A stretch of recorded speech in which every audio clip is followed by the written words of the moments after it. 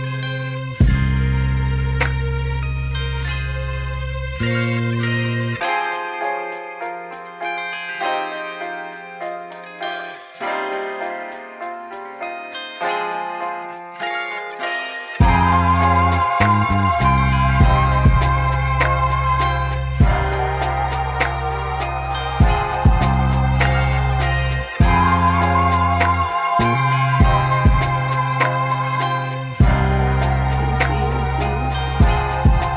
This goes hard.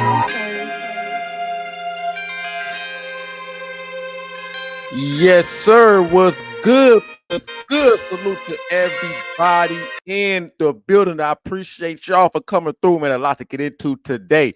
Nigga, when I say it's a lot to get into, it's a lot to get into today, man. Salute to everybody in the building coming through. Let me get a sound check.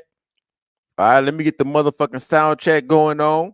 And I'm telling you, man, we got a lot of catching up to do. You know, past few days, I have been streaming a lot more. Who knows? We might be going into another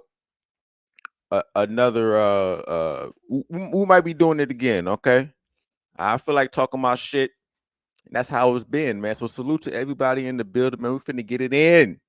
Lot to cover, lots to cover today. All right, we gotta cover. We're gonna cover some political stuff first. Trump dumbass being held in contempt again. We're gonna cover that. We're gonna cover Fannie Willis. Little small update. We got to cover the Drake responding to Kendrick. Okay, you know Kendrick had me crip walking all weekend. Drake responded with the Heart Six. We're gonna talk about that. I'm gonna give you my thoughts on that. All right, Drake finally responded. He did what he had to do because he did, but he still lost the beef. All right, he lost the battle. Kendrick wrapped circles around that nigga. That just is what it is. But we're gonna get to that later on. And Drake's tactic moving forward. Also, we got to touch on DJ Vlad, the update of him saying he was gonna get that bitch fired. We got to talk about that. We also got to cover some SBE today. All right, we got hella SBE to cover today. I ain't covered no SBE in a minute. All right, I ain't covered no SBE in. We got to get to some SBE today. You know, past couple weeks, niggas been chilling, but we got to cover because we see these hoes got niggas mad again. We got to cover this man versus bear SBE. Apparently, last week there was a viral video going out where somebody will ask women, who would you rather be stuck in the forest with? All right. And, you know, these hoes said they'd rather be stuck in the forest with a bear than a man. I'm bored that you niggas go crazy. We're going to get to all of that too. And we got some DJ Academics SBE. Yes. Yes, Academics is very, very active this weekend, and rightfully so.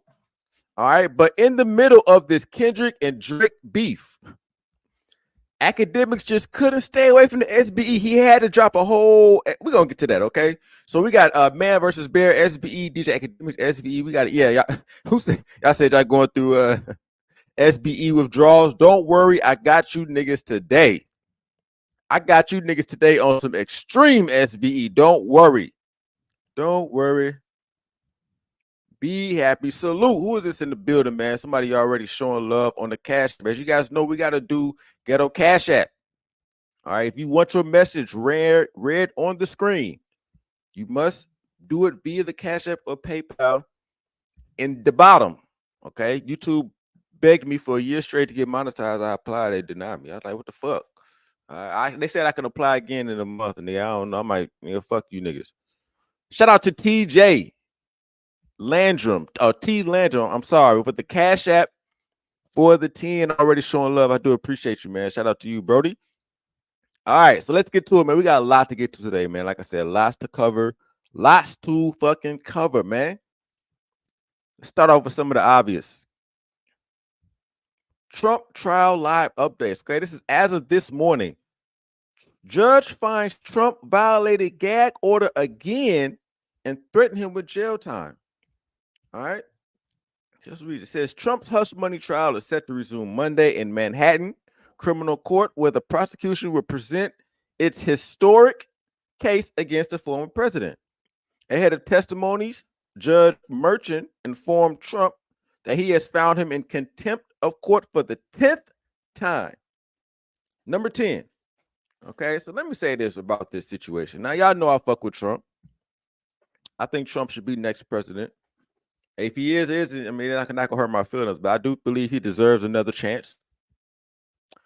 Biden also deserves another chance. That's what the Constitution says. You get 8-year terms. All right. But I do think Trump deserves his second chance as well. And it's clear as day what's going on here. The Democrats are using the law to prevent him from going into office. This is basically legal election interference. All right. Now, with that being said, though, because the Democrats are doing that bullshit, they're trying to put cases on him to the point where hopefully he go to jail, he can't run. Even though if he go to jail, he can still get voted in. All right.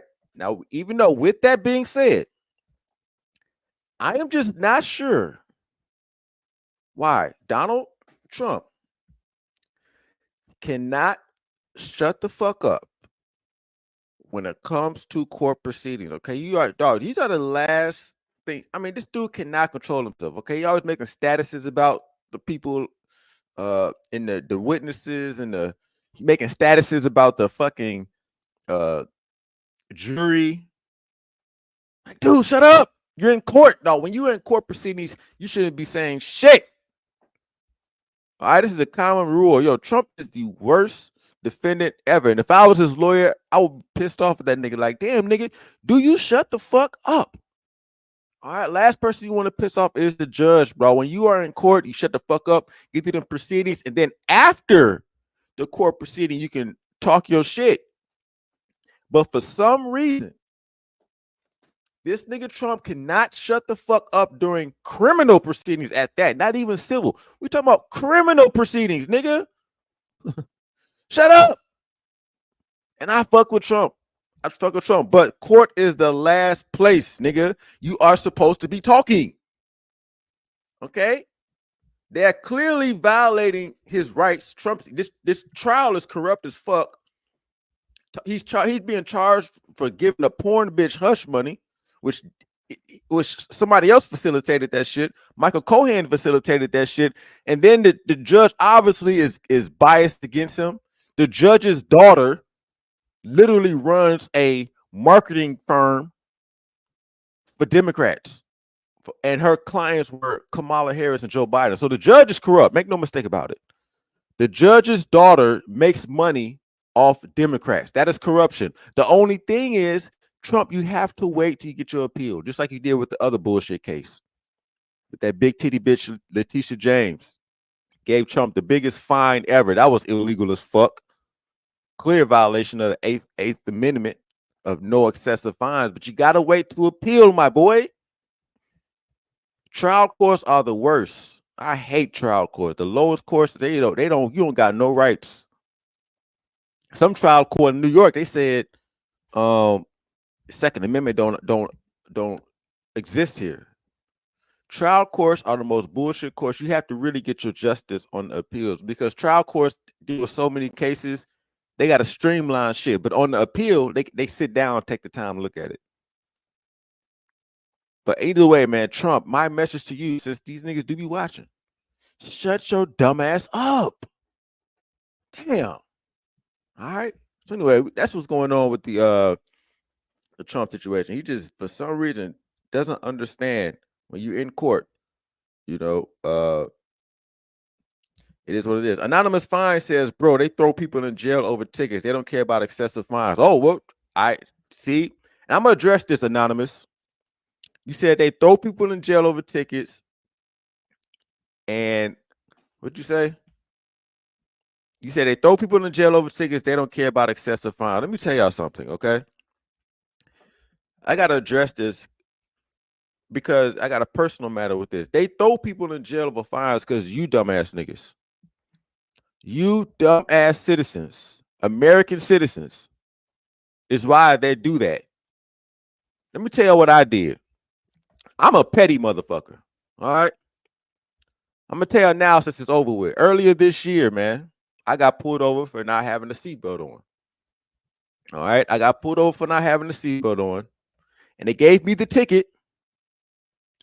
They wanted me to pay $50. Okay. They wanted me to pay $50. Now I don't like people playing with me or anything. Now, of course, I did not have my seatbelt on. I hate wearing my seatbelt. Whatever. You know, y'all can say, oh, it's not safe, whatever.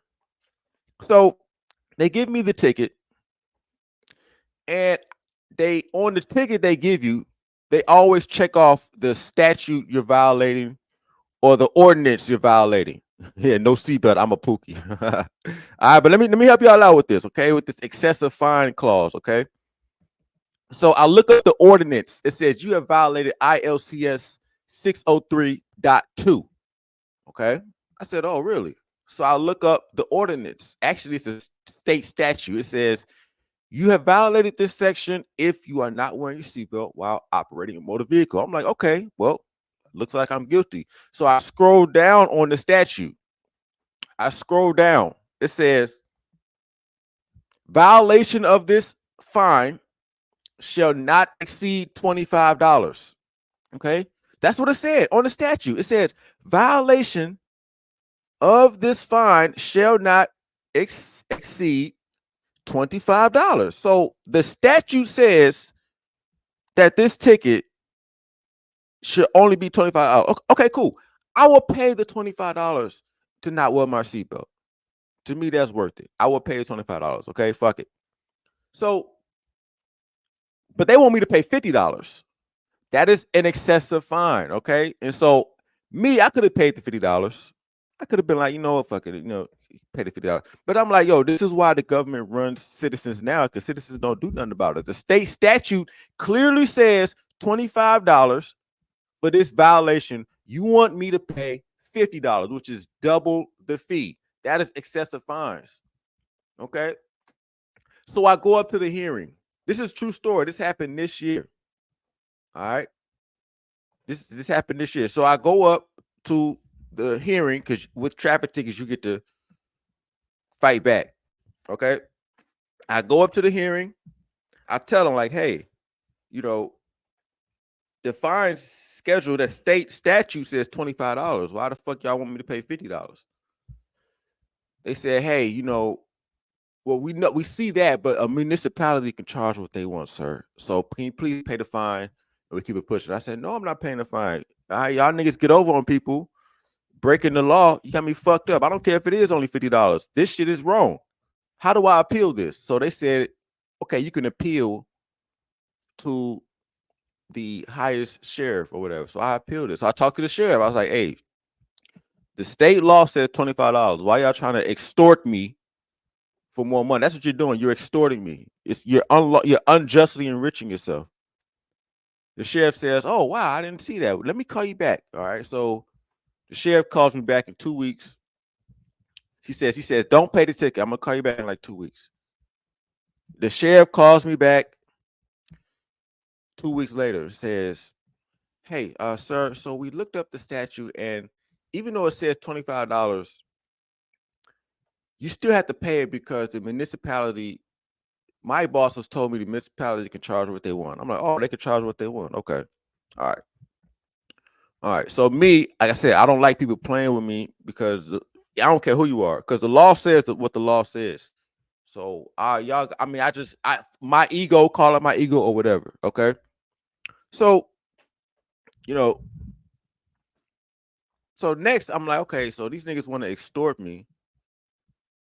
And so I got it. I can't let him do it. I can't let him do it, man. So I had to sue their ass. All right. I said, you know what? Even over $50, I'm a petty motherfucker, dog. I'm a petty motherfucker. You ain't finna get over on me. I don't care. All right, you ain't finna. I'm not even over $25. You're not finna, because you're breaking the law. So I looked at it as these niggas are trying to extort me. Okay. So I filed a lawsuit, and instantly, as soon as they got served, all right, as soon as they got served, do you know what they did? Ooh, tickets dismissed. We're sorry, blah blah blah. They dismissed that shit so fast. I'm like, yo, and in the lawsuit, I said, hey, this is a violation of the Eighth Amendment, excessive fine. That is the explicit uh law that I use, was the Eighth Amendment. They dismissed that shit cool as hell. So I'm thinking, like, why do I have to sue you niggas to not get extorted? You know, that's the crazy part to me. Like, I had to do all of this. Why do I have? But even though, once again, I'm just only bringing this up because, once again, Anonymous said earlier they throw people in jail over excessive fines. Yes, because people willingly pay it. They willingly think they owe it, and they don't fight back. Now, I had to do a lot of work to get that $25 off. Now, I tried to sue them for $500,000 because to me it was extortion. Okay, but you know what I'm saying. I'm gonna get to y'all about that later at another time. But I had to do all that to get the fucking ticket for them to not to extort me, because that's what they were doing. So yes, they do throw people in jail over excessive fines. They do all of that because the American citizens do not fight back. You just let the government do anything. That's why the government is doing whatever right now, and the government be breaking the law. They do what they can get away with. That is what it is. All right, we're gonna keep it pushing. I just wanted to talk about that. Yeah, it was the principalities. It was definitely the principality. Who said that? Yeah. Uh, well, Blue Bagger said I live in the most corrupt state. Yes, yes, yes. Illinois is very corrupt. Illinois is one of the most corrupt states. I think they got the most convictions for corrupt politicians. Illinois is so fucking corrupt. Oh my god. Like, I don't know what it is. All right, but that's just what it is. All right. Now, so we're gonna keep it pushing. I do appreciate that comment because yeah, you had to do all that work. Yeah, shout out to Solo. He said, "Oh, Viho, we're gonna get to that later. Got to get to that." Drake responded. We're gonna get to that. Shout out to Solo TV in the building. Are we gonna keep it pushing, man? Enough of this Trump shit. All right, one more political thing I do want to talk about, though. All right, one more political thing I want to talk about. So Fannie Willis. All right, we had to get on the Republicans, but we are going to get on these liberals as well. All right, Fannie Willis. We all know what's going on with her. Another corrupt politician. All right. And I want to talk about this situation right here where I don't know if she's running again or not. But the debates are happening, right? I guess the election year is coming up for the Fulton County DA. And I got a vested interest in this. Even though I'm in Illinois, I'm still a Georgia resident, Fulton County resident, actually. But apparently the debates are happening. So I want to play this video real quick. I guess this other man's running against Fannie Willis. Let's see what's going on. My question for you is, where are you? I'm here because I care about the citizens and the families of Fulton County, but it's my understanding that, you may have attended the White House Correspondents' Dinner. Fulton County District Attorney Fannie Willis's Democratic Party opponent slammed her for skipping a debate over the weekend after she reportedly Yo, these Indians, man. These Indians gonna get that YouTube money. This nigga over here in Punjab, India, doing videos on American politics. He said, fuck it, I'm gonna get this ass his money. These motherfucking they over, they gonna get it. They getting into the content game. This nigga don't know anything about a Joe Biden or Kamala or whatever. This dude doing a YouTube from the fucking hut. But real quick, shout out to Nick Penn, man. He says, I have Ramil's book, F This Ticket. I fought tickets as well with the help of the book.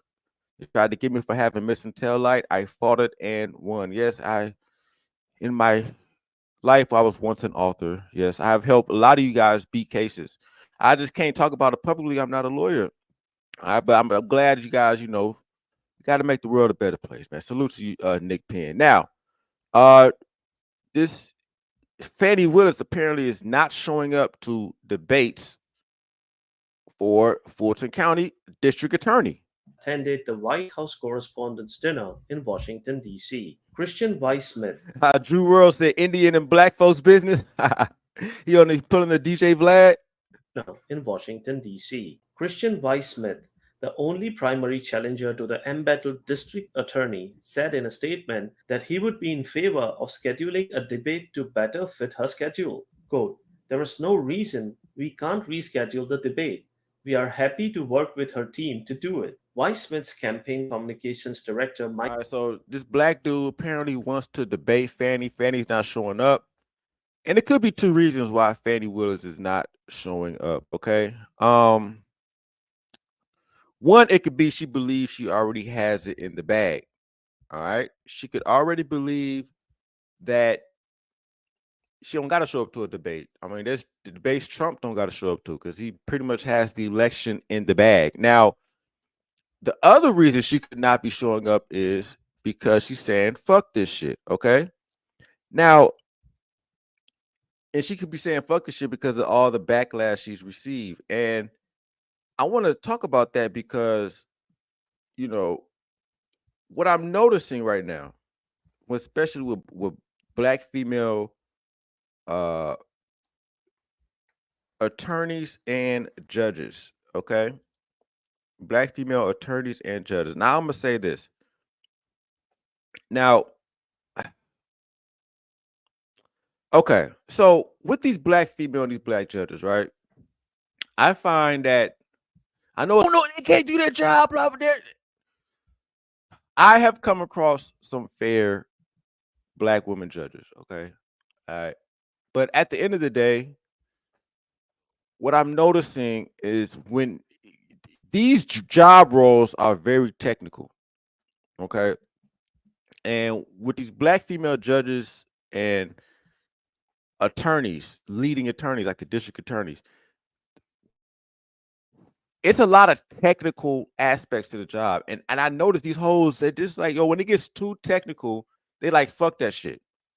All right, like too much. This is an epidemic going on in the country right now. All right, Fannie Willis is too much when she got hit with all them violations. The case she has against Trump, she wasn't even supposed to file that shit. The law that she said Trump broke, you had to bring that in federal court. That's what the law says. And you have to get permission from the Georgia Office of Elections or some shit like that. She bypassed both of those, breaking rules to get this nigga fired. I mean, to get this nigga locked up. It's a lot of technical issues. We got another situation, right? Last week, first black female judge fired because of systemic incompetence. Okay, so there she go right here, Carrie Hilson looking bitch. Hearing panel decided unanimously to recommend removal of Douglas County probate judge Christina Peterson following an investigation. All right, so this was last week. So we got hoes getting removed or just not even trying to get back in these judicial positions. My theory is that when the technicality aspect appears, right, we have to actually get into the books, get into the numbers, do the accounting. I think these hoes be like, fuck it. These hoes really ran on some, yeah, the first black woman, blah, blah, blah. But when the actual aspects of the job hit, or when they get the competition from, or when they get the pushback, it's always racism, or because I'm a woman, and all the other shit. No, this is just part of the job. White men who are in those positions get the same pushback. You know how many white district attorneys and got fucked up in the game, being corrupt and all type of shit. So I'm noticing the trend. We're gonna see what happens. There are some fair black bitch judges out there, but a lot of them do not know what the fuck they're doing. Okay, this is what I'm I don't. It was a black female judge. Let me tell you the worst part of this shit, and then um, we're gonna keep pushing, man. The worst part, the worst behavior I've seen, um, when it comes to these hoes and these judicial, um, situations. Okay, where is it at, man? Hold on. So it was a court case in New York where a black man, okay, a black man. This is just last week as well. Okay, a black man was took up a gunsmithing hobby. Okay, a black man decided to take up a gunsmithing hobby, which I will assume was legal. He's a tech guy. Okay, this is him right here. Okay, it's a tech guy. He started gunsmithing. Oh my God, I could just Google. All right, and so it's a Brooklyn man has been convicted of 13 weapons charges and charged in 2022. Okay, so as of last week, though, there was a ruling on it. It says New York man convicted over gunsmith hobby after judge says Second Amendment doesn't exist in the courtroom. Now, where's that judge at? Oh, they don't got the picture of a judge. This was the black bitch, by the way. Okay, I can't find her actual picture, but this black woman told this black man in the court of law that the Second Amendment doesn't exist. Now, from what I thought, okay, I thought that when judges assume their role, they take on an oath. And that oath is to uphold the Constitution. All right. And you're supposed to uphold the Constitution. So the Second Amendment is part of the Constitution. So for her to say the Second Amendment doesn't exist in this courtroom is clear blasphemy. That's crazy to me. That is your constitutional rights don't exist in the courtroom, nigga. That's scary. That's fucking scary. Okay, so just letting y'all know what's going on. Best bet is to stay out of the legal system. Okay, just stay out of it. You know, it's just especially in a lot of black women are assuming judicial roles. Okay, a lot of them.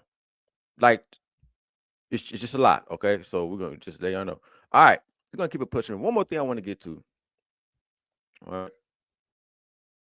And then we got to get to this. We're gonna get to this Drake situation.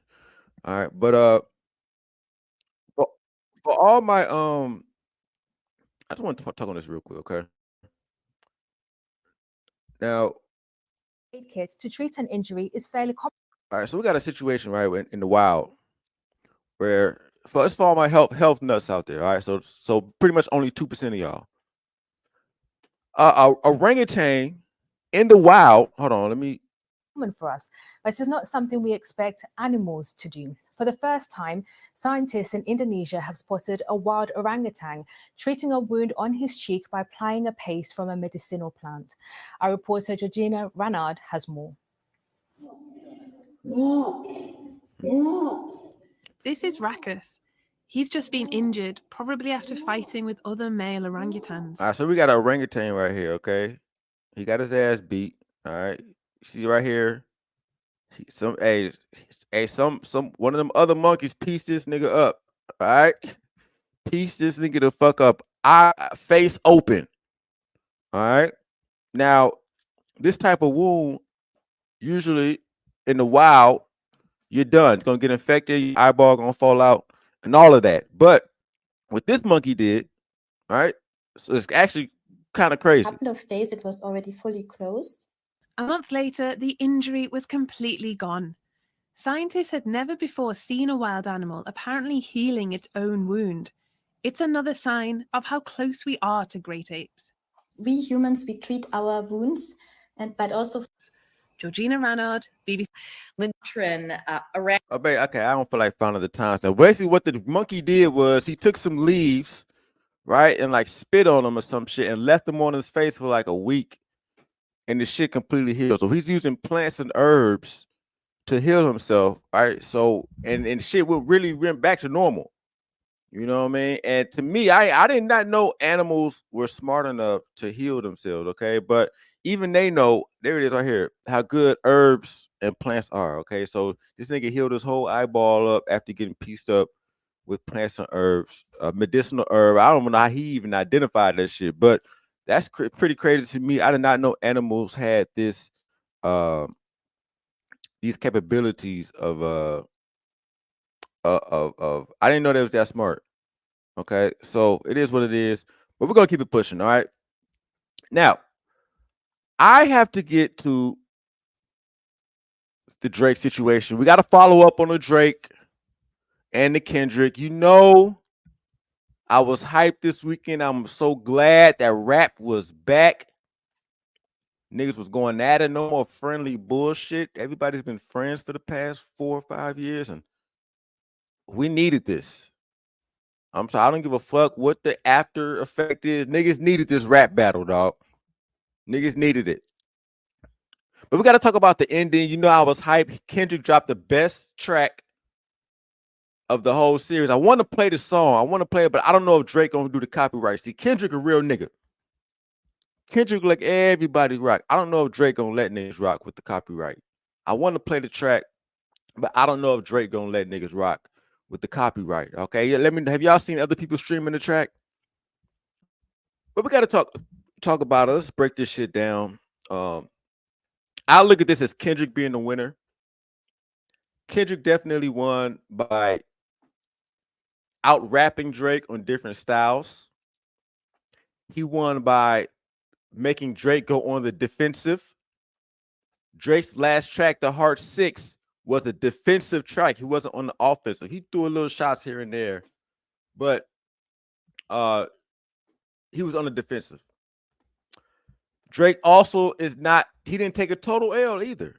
He definitely got Kendrick on some shit, but I'm not buying with that nigga talking about some he leaked information. Like, nigga, if you leaked information, why the fuck you surprised he used it? I'm not buying that shit, man. I think some of that shit, because there's articles from 12 years ago saying that Drake has another daughter. There's literally articles published from news outlets. All right. But Kendrick didn't get off the hook either, man. If Kendrick might be raising another man's nut, okay. Kendrick might be raising another man's nut on some simp ass shit, because Kendrick is a simp. But he won his battle because of, I got to look at this from a world perspective view. He had people dancing. Kendrick took people on a roller coaster. All right. And at the end of the day, Drake waved the white flag. All right. Drake waved the white flag. All right. He said, yo, I'm done dissing. He bowed out. He bowed out. All right. So he's doing damage control. Drake deleted the Karl Malone pick. Okay. He deleted the Karl Malone pick because the line that Kendrick said, John Stockton, I'm about to pass the body. John Stockton, Karl Malone was on the dress. Karl Malone, everybody knows he impregnated a 13-year-old, and Drake was on the defensive, and that's just is what it is. Now, Drake also said in the track, in the Heart 6, he said, look, save your paper, you're going to need it later. Because Drake might be getting on his DJ Vlad, he might be getting on his Jewish shit, he might file a lawsuit, because what Kendrick did, Kendrick was able to skew his perception with the pedophile claims, all right? And I got to address these pedophile claims, okay? Because, one thing I fucking hate, is a Me Too ass nigga putting false pedophile claims on a nigga's jacket, okay?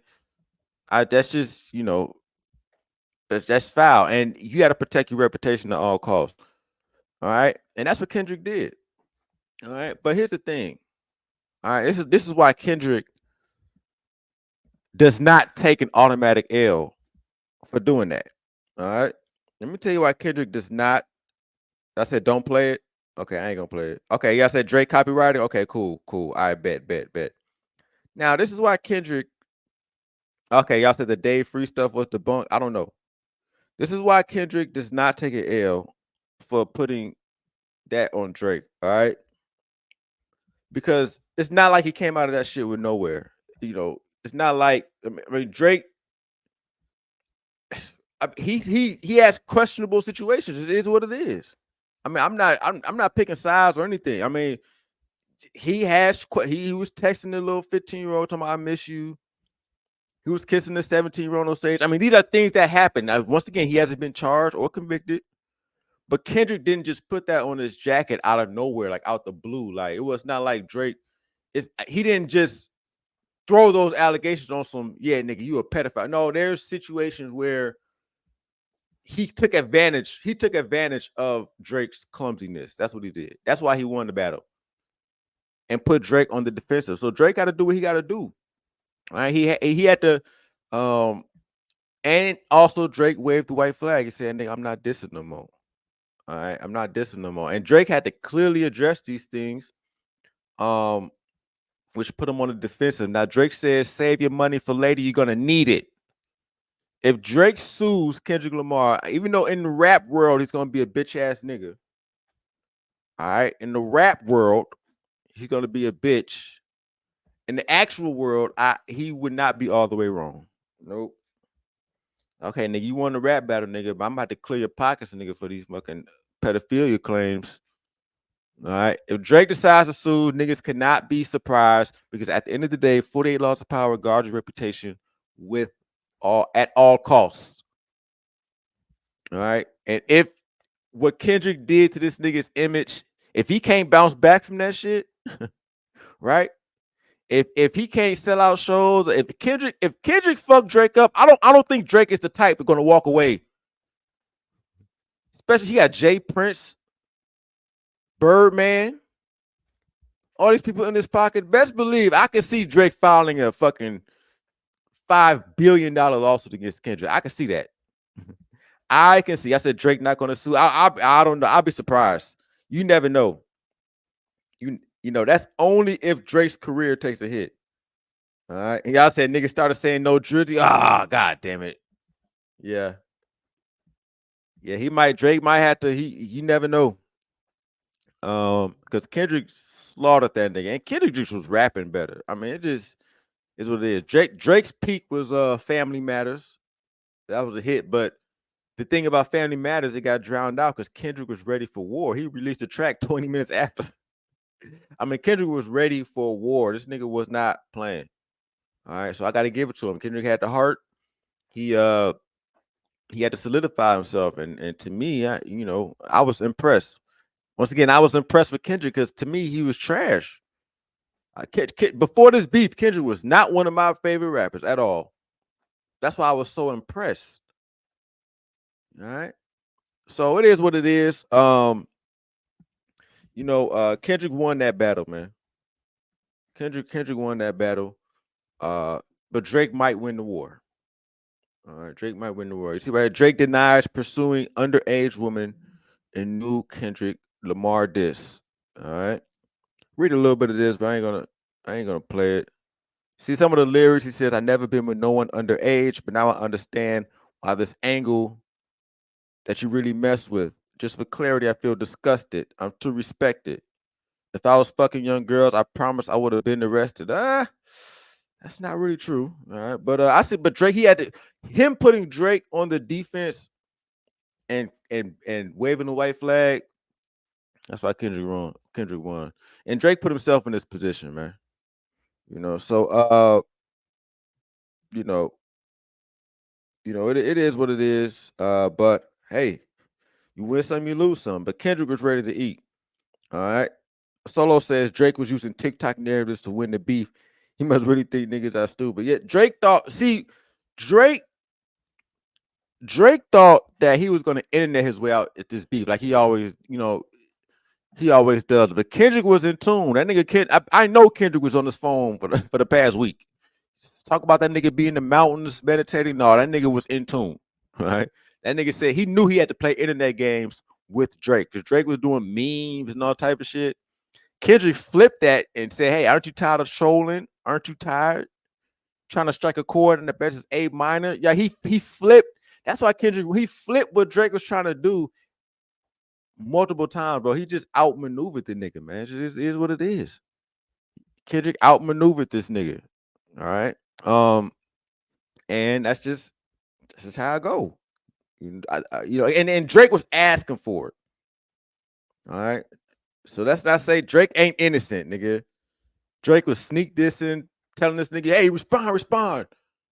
Doing the AI Tupac, the AI Snoop Dogg. I mean, Drake asked for it. All right. So he don't get no sympathy. All right, fuck out of here. All right. So you know, Solo says next woman Drake gonna be, we're gonna be 45. Drake gonna be out with Cher. All right, Drake gonna be out with an old ass bitch. You know what I'm saying? So who the fuck y'all talking about? You right, Solo. Then he gonna pop out with fucking Taraji P. Henson or Janet Jackson or some shit, man. Nigga might marry an old bitch. This nigga might get married to some 60-year-old. He gotta clear up his nigga. If Drake finna get with the oldest industry bitch he can find, Tony Braxton and shit. Didn't she just say she looking for a new nigga? He finna be with Tony Braxton and Vanessa Williams and shit, man. That shit crazy, man. But we gonna yeah, Nina Simone. Shit. They said, hey, somebody said now they said they cleared that up. Now, if Kendrick is raising another man's nut, that's an L too. But I think that I don't know if that was proven or not. We don't know if that was proven, but yeah, that nigga Drake about to be out with them old hoes. He ain't finna be out with no more young bitches. Mm-mm. And that sucks for him because I know that's what he like. And it ain't nothing wrong with liking young bitches either. You just gotta he had a questionable situations, man. I did see them texts. Matter of fact, I think some other white boy. See, Kendrick didn't come out with these. We gotta talk about Drake fucking up too. We gotta talk about Drake being thirsty too, dog. This is one of the downsides of being a thirsty ass nigga, dog. Drake's one of them little boy thirsty. He likes to love bomb bitches, okay? You cannot do that. You cannot be so thirsty because these things will come back to haunt you, okay? This is why Kendrick took the route he took, because stupid shit like this. Drake done made some dumbass moves. And because all the money he had behind him, he was able to brush it off. But Drake's made some dumbass moves, man. I ain't gonna go into this. So stuff like this is the reason why Kendrick was able to utilize that shit. You know what I'm saying? But so we're gonna keep it pushing. But Roscoe says Kendrick fans about to hold on. Testing. Can y'all hear me? Testing. Can y'all hear me? Testing. I just got to notice. Uncut says I think Drake smashed Kendrick's bitch. He probably did. A lot of niggas mad at Drake for smashing their hoes. Lil Wayne was mad at Drake. All right. Can y'all see? I know y'all can hear. Can y'all see? He smashed Lil Wayne's bitch. Which that was some hoe ass shit though. Even if it was just a hoe, a thought, why the niggas smashing you smash your enemy's bitch? Why you gonna smash Lil Wayne's bitch when he in jail? That is some hoe shit, dog. It's your man. He signed to you. Then he did get his face tatted on him. That is some bitch ass shit. I mean, come on, man. You gonna fuck your boss's bitch and then get his face tatted on you to make up for it. I mean, see, stuff like that is why Kendrick. That's why Kendrick won this shit, bro. You know what I'm saying? Y'all said Wayne didn't care. Nah. He still got Wayne's face. Wayne wrote about it in a book. The fuck out of here. I don't care. Dog, niggas do remember shit like that. Y'all gotta stop playing. All right. Niggas do remember. He might not have been hurt, but I know Wayne remembered, like, damn, nigga, like, what the fuck? So he had to get his face. That was some whole shit, man. That was some whole shit. You know what I'm saying? So but it is what it is. I do think that there's some animosity because Drake done fucked everybody's bitch. You know what I'm saying? Drake don't fuck everybody's bitch. But once again, if Drake sues Kendrick Lamar, I would not be mad. I would not be surprised. I know a lot of y'all, y'all in the streets, y'all say I wouldn't be mad if Drake sues Kendrick, because Drake's perception is definitely altered. Kendrick put some shit on his jacket that he was never charged or convicted with, even though Drake did give him a reason to make those pedophile claims. He hasn't been charged or convicted. So if he gets fucked up financially off of this, I wouldn't be surprised if Jay Prince, Birdman, and all of them get together and sue Interscope and sue Kendrick.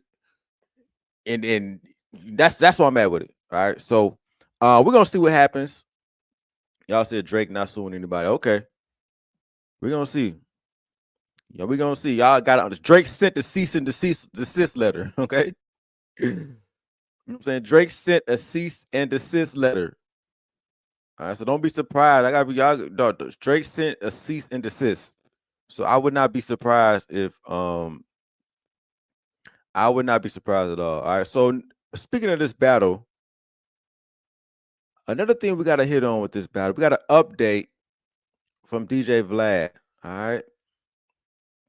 Now, yesterday, this battle has been permeating many fronts to the point where the black bitch and DJ Vlad had got into it. All right. So apparently we talked about this yesterday. DJ Vlad threatened to get a woman fired from her job because she says white people shouldn't be commenting on black activities, which is stupid because we know hip hop has been owned by Jewish people and black people for the past 40 years. So bitch, you too late.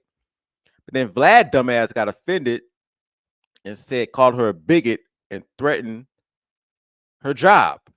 All right. Like a bitch as well. Okay. And now we got the after effects. So apparently that woman, Morgan Jerkins, which I thought was a porn name, that's Rodney Jerkins' cousin or whatever, or niece or whatever. Rodney Jerkins is a classic legendary producer. He did produce, Dark Child, he didn't produce for Brandy. He got hits. All right. He got hits. Rodney Jerkins got hits. All right. And um, you know, when this happened, now we got the after effect. Okay, so Vladis came out copping pleas. They was probably fucking him up on Twitter. Vladis came out and said, since it's Monday, let me clear and state that I never had any intention of filing a complaint to Princeton for former Professor Morgan Jenkins, saying that white people aren't allowed to comment on Kendrick Lamar's music. She trolled me and I trolled back. At the end of the day, it created an interesting discussion about race relations in America. And I will be discussing it further in my future interviews. This nigga right here, Vlad. Yeah, that nigga Vlad is a funny nigga, bro. He tried to pull a Karen. They said you the bitch ass nigga. Now he's taking it back, right? But the problem is, he already showed his hand, even though it's not going to do anything. I mean, Vlad ain't going nowhere. As much as you niggas hate Vlad, Vlad is too deep into the culture. That nigga isn't going anywhere. All right. Vlad ain't going nowhere. All right. But, he got his ass handed to him on social media. And now he's trying to retract what he said. All right. So the bitch responded. She says, a lie. She's not going. Says he tagged my employer multiple times with the intention to professionally harm me.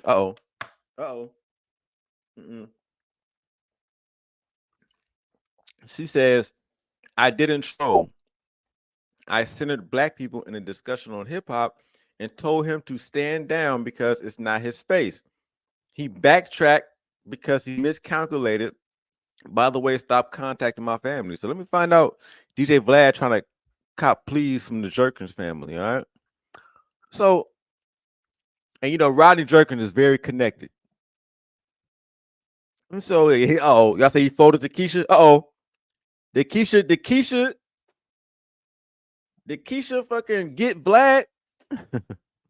Got this nigga copping, please? Is Keisha got this nigga copping, please? All right, so she says a lie, which he did tag Princeton. He did tag them, so Princeton already knows about this, and we don't know what's going to happen in the future. But he is copping pleas against this bitch, and it's just once again to me, I still feel like they're both goofies, but hey, it is what it is, man. So Vlad over here, I guess that colonizer line is sticking. I don't know. I mean, but once again, it's too late to stop any colonizing. You know what I mean? Y'all said never beef with Ivy League Keisha. Yeah, he did. Yeah, he tagged him multiple times. This nigga was on a mission. That nigga Vlad wanted to see this bitch homeless. Okay. You know what them Jews get at you, nigga? They don't want you to have anything left, nigga. They tried to. He wanted to see that bitch homeless and on the streets. What did he say? Good luck finding another job. Whatever the fuck he said. But Vlad backed down, so he took an L in that beef. You know what I'm saying? He did back down. I said Vlad's wife is black. She put the pressure on him. Who knows? I never seen Vlad's wife. I don't think there's no. Educated Tyrone says Kimberly Foster was a Harvard Keisha. Obsidian never had a chance. Oh yeah, these Ivy League Keishas are out here handing out L's. God damn, And she ain't letting up. Let's see what she talking about on her page. She ain't letting up. What else she talking about? Who it is? Happy Monday. Where can I buy your books? Oh, damn, bitch. Oh, she was ready. Bitch was ready to go viral. Has books for sale. Got books for sale. Look, some contacting your family is dangerous. She says because he wants interviews, trying to get me fired while setting up the camera, lose the number. So he's trying to contact her family for interviews, all type of shit. She says now that he walked it back, I have finals projects from Princeton and graduate thesis to evaluate. Screenshots last forever. You tried to get violent and realize how many people were in my corner. Okay, stop it. Now the bitch overdoing it. That nigga Vlad never got violent, but that nigga Vlad did say you was a bigot, and to me, that could be defamation. That could be defamation, but she might be on that nigga ass though. It depends on. I don't know how she gonna move, but who said it? Yeah, Ivy League Keishas, man. You gotta be on point, fucking with them hoes, man. Ah, man, yeah, that shit is Y'all said his winter. Y'all said winter's coming for Vlad. Speaking of winter is coming, we're gonna keep it pushing, man. Speaking of winter is coming. Did y'all know yesterday, May 5th, right? Yesterday, May 5th, was the anniversary of Kevin Samuels' death. Okay, and we got to get to this because we have to evaluate Kevin Samuels' legacy real quick. So Kevin Samuels died 2 years ago. Was it 1 year ago or 2 years? No, 2 years ago. It's been 2 years since Kevin Samuels' death. Former colleague of mine. And once again, I don't say that with like to show off or anything. I mean, because to me, I think Kevin Samuels was a silly ass nigga when I really fully got to understand him. All right, but we gotta evaluate real quick Kevin Samuels' legacy and what exactly did he do. All right, and I'm here to tell y'all that Kevin Samuels, his legacy was one of entertainment. One of the most entertaining guys in the media space ever. All right, that SBE was very entertaining. I will have to say that, but when niggas start talking about he saved the community, he got the conversation started.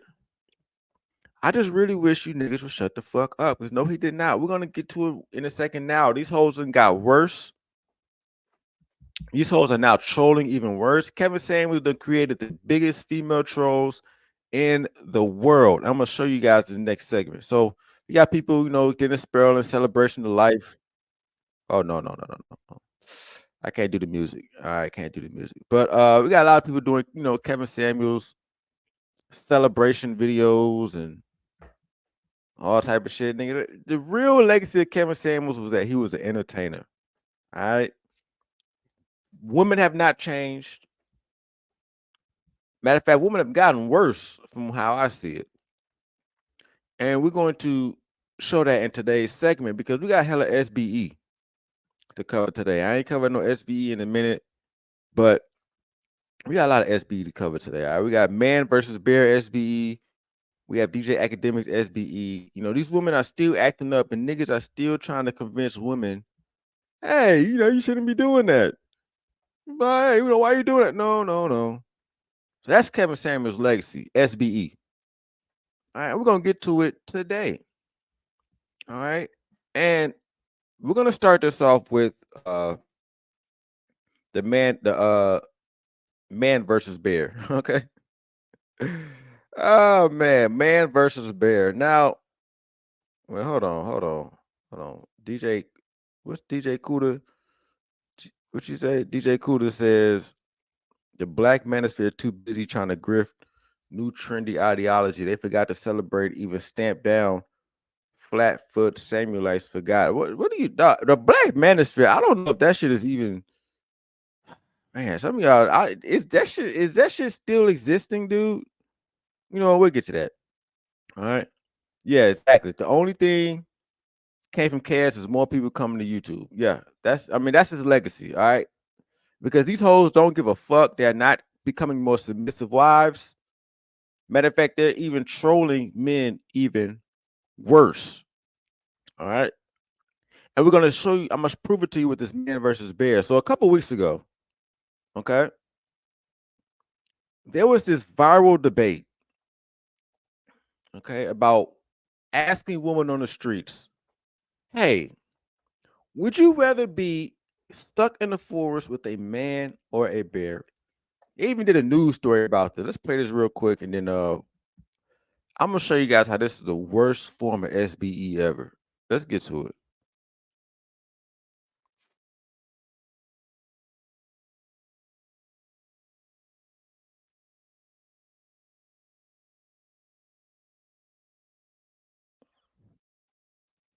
All right. So anyway, look at her smiling. She ready to do good doing this. Everybody like the fucking video. Everybody like the video. If you're new, subscribe. We gotta get to some SBE today. SBE, we got to start explaining this again for a lot of new people. SBE is shame, blame, and explain. Is when weak ass niggas try to shame, blame, and explain modern women into being submissive wives with no power behind it. Just please be a wife, please act right. Want women to give away their freedoms for nothing in exchange. They want women to give up their power. For why would anybody give up power? All right, so SBE content with the podcast like Fresh and Fit, Kevin Samuels, No Fugazi, or whatever podcast tries to tell hoes not to be hoes, basically. Trying to save hoes. That's what SBE is. Whole huge genre. All right. And so, anyway, so we got this content coming up now where people are asking women, would you rather be stuck with a man or a bear? And let's get to it.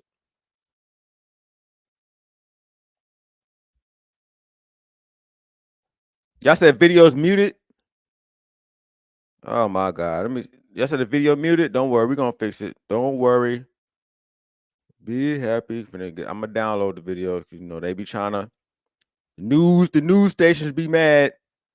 Like, daddy's YouTubers using our content is called fair use, bitch. All right, let me download the video. Hold on. So we can hear this. All right, y'all said reshare the tab. Nah, that shit don't be working, man. Y'all said no Fugazi had another bitch fucking on him. Send the link. We're gonna get to that today too. Fuck it. Send the link. Send the link, man. We gotta get to that. No Fugazi had another bitch bucking up. Send that link, my nigga. All right, let me God, I'm downloading the video. Give me 1 second. Yeah, we got any God, what the fuck? I just want to download the fucking video. Hold on. Here we go. All right. Hold on.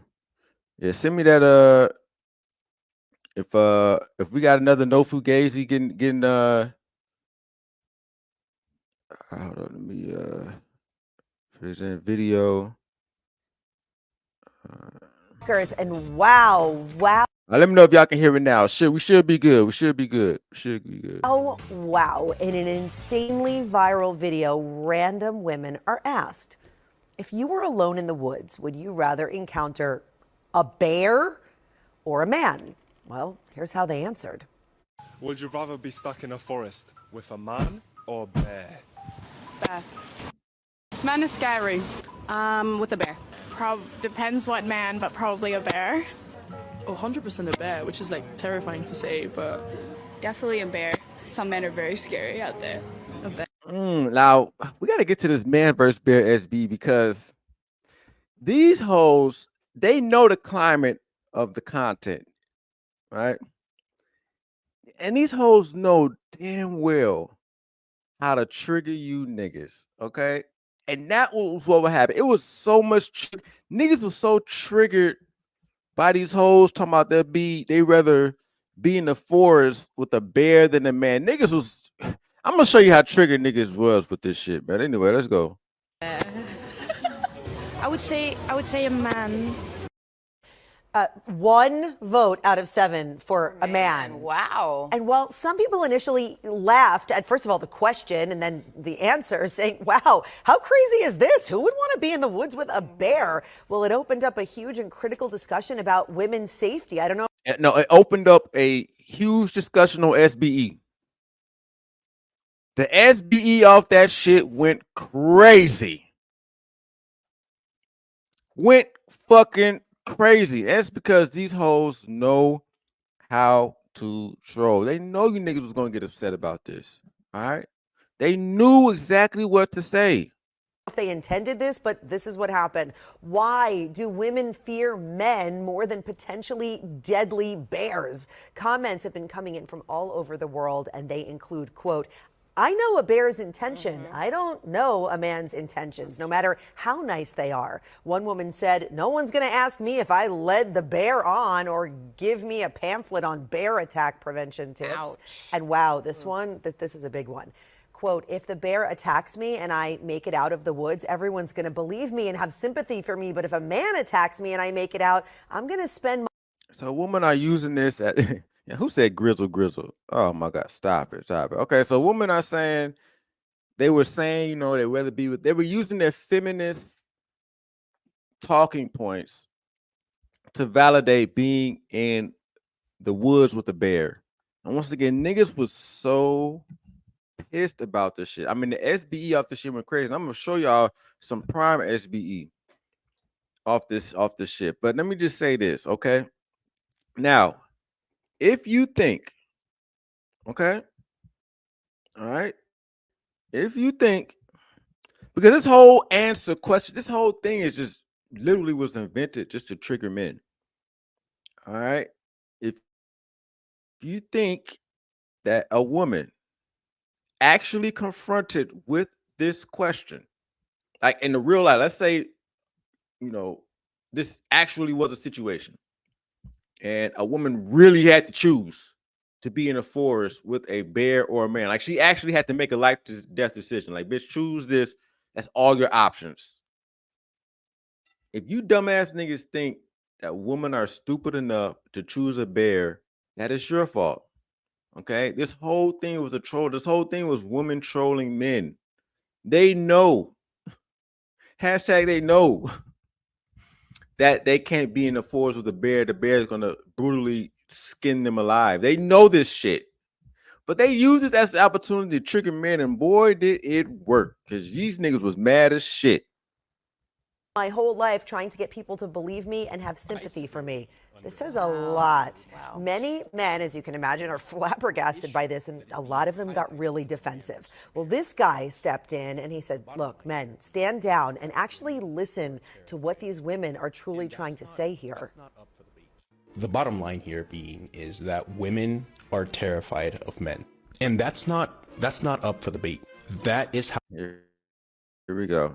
These niggas, oh my God. How they feel about men. The answer to their question has nothing to do with the bear and everything to do with how they feel around men.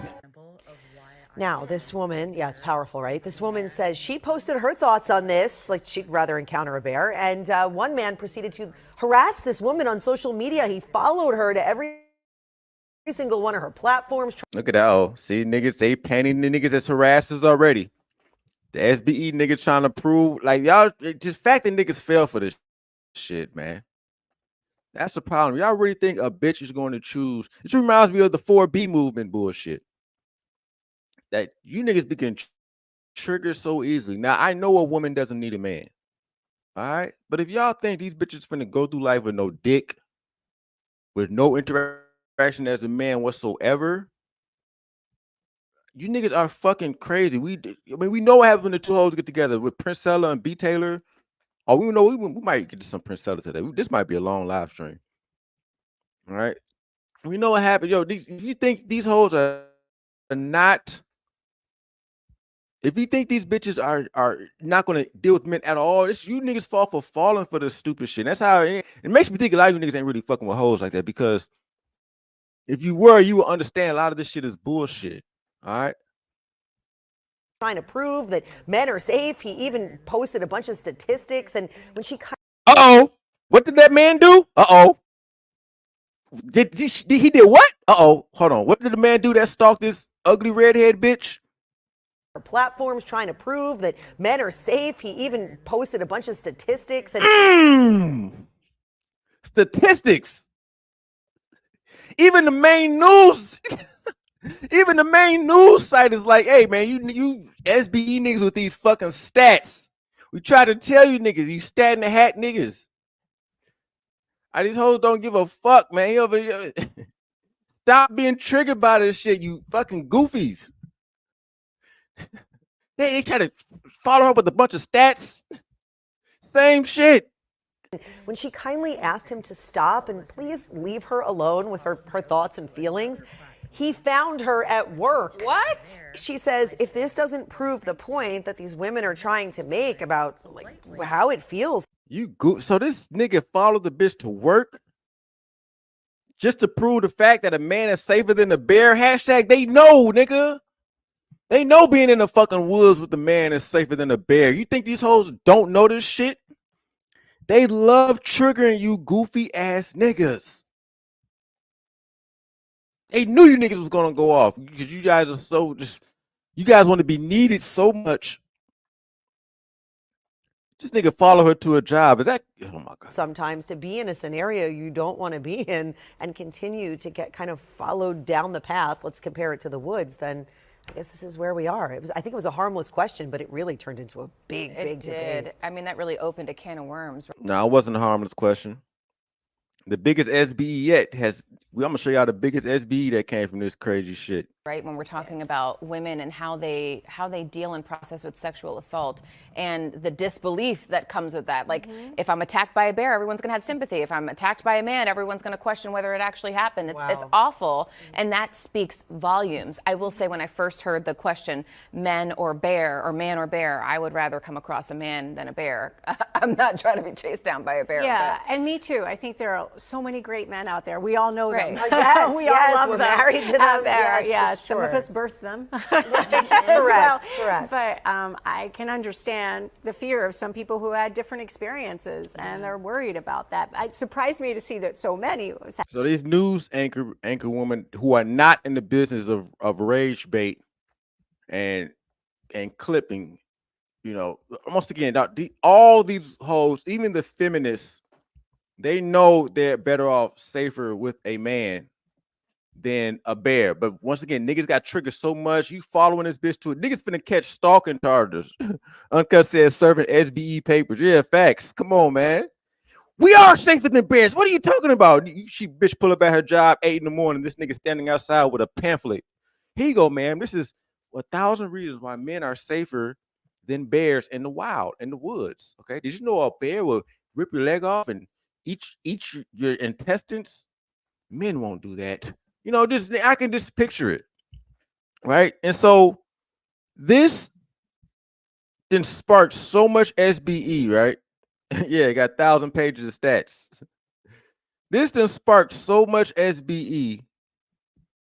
I seen this video. I was like, oh my God. So we got a video from this some guy named Homath. Right? It says man or bear.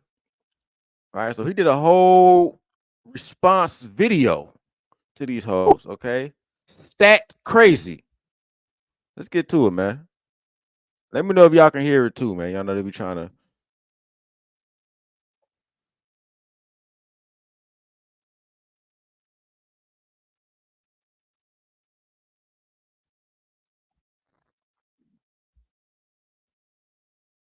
We got this thing about to prove all these hoes wrong. He finna come with all the stats. Cause he, once again, niggas really think that these hoes are serious. Niggas really think that a adult woman who has went to at least probably had some sort of high school training at the very least, who everybody knows a grizzly bear, what a bear would do to a human. Everyone knows. And niggas think that these hoes are really gonna choose a bear over a man. I gotta give it to these hoes, man. These hoes know how to get niggas riled up. Let's get to the stats in the hat, man. Let's go. He gonna convince these hoes they wrong.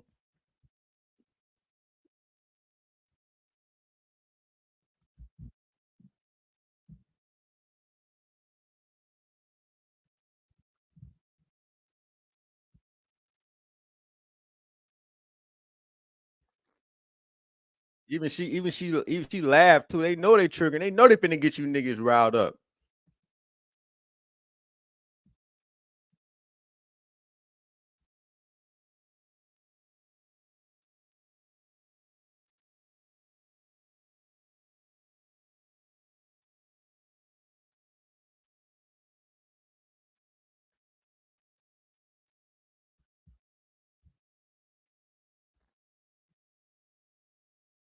Oh, he finna give his expert opinion now.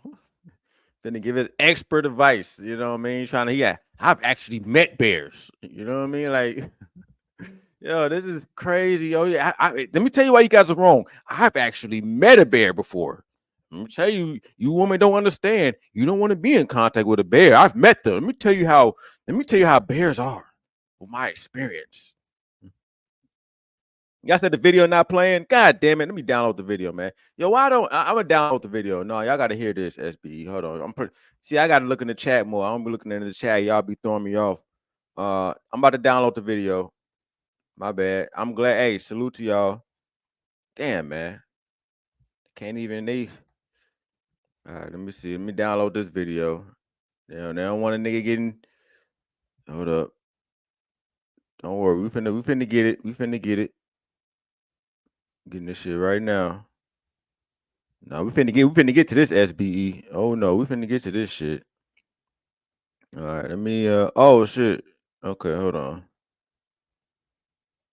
I had to download the video. Here we go. Rather be stuck in a. Here we go. All right, got the video. All right. You're getting back into the streaming game, all right? Let's get to it. All right, so this nigga made a video, running the back again.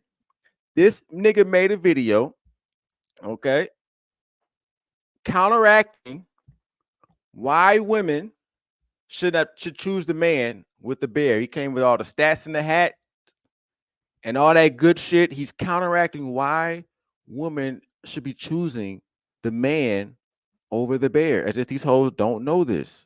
Forest with a man or bear? Man or bear is this week's idiotic waste of time, and the answers that people are giving are very predictable because they're stupid. Man is scary. With a bear. Well, I've heard about bears. They don't always attack you, right? So maybe a bear. Probably a bear. Oh, 100% a bear, which is like terrifying to say, but Definitely a bear. Actually, ugly assholes. Some men are very scary out there. a bear. Even some men are saying bear, although we could predict that this man's opinion will be whatever makes women approve of him. If I were alone in the woods, would you rather me encounter a bear or a man? I feel more like Bear. I don't know, because I feel like I would know what the outcome would be with a bear. Of course, clearly a great source of bear advice. So here's the thing. I have met bears in the woods. I am Here we go. That's what I was talking about. Hey, you guys, don't choose a bear. Look, I've met bears, okay? You guys gotta listen. Listen to me, ladies. All right, you guys don't want to be in the forest with a bear. I've met the bears. They're pretty ferocious. All right, they as if these bitches don't know this. All right, he's finna give his expert opinion. bear aware. That's what they say in bear country. Bears are a big deal in bear country, and they want you to keep them to a bare minimum. Bear spray costs $50. I've also met men in the woods, and I gotta tell you, not as stressful. And I know what you're thinking. I'm not a woman. Men are not women. Please tell me you were thinking that. And so therefore, a man would not be a danger to me. Well, let's take a look at some statistics. Who gets murdered? Here we go. Let's take a look at some statistics. The fact, the level of layers niggas is willing to go to really try to prove these bitches wrong. Actually, it's less safe for me for a man in the woods. A man is gonna likely kill me. Here we go with the stats again, bro. Trying to bring stats to these hoes. Niggas gonna have to realize that women just don't like men. That just is what it is in today's society. They just don't like men. The sooner you accept it, the less you're gonna waste your time. I'm gonna tell you one thing though. Women love men when they're horny. That's all I give a fuck about. All right. But you niggas over here, we gotta prove them wrong. Look at the stats. It's fucking crazy. By strangers more. Oh, here's the source. A larger percentage of males, 21%, were murdered by a stranger than females, 12%. So in this scenario, as a man, I would be in roughly 21/12 as much danger, which is almost double. And yet, even though I have more to fear when I encounter a man in the woods, I experience... This nigga really saying that. He's really saying he should be scared of a man more.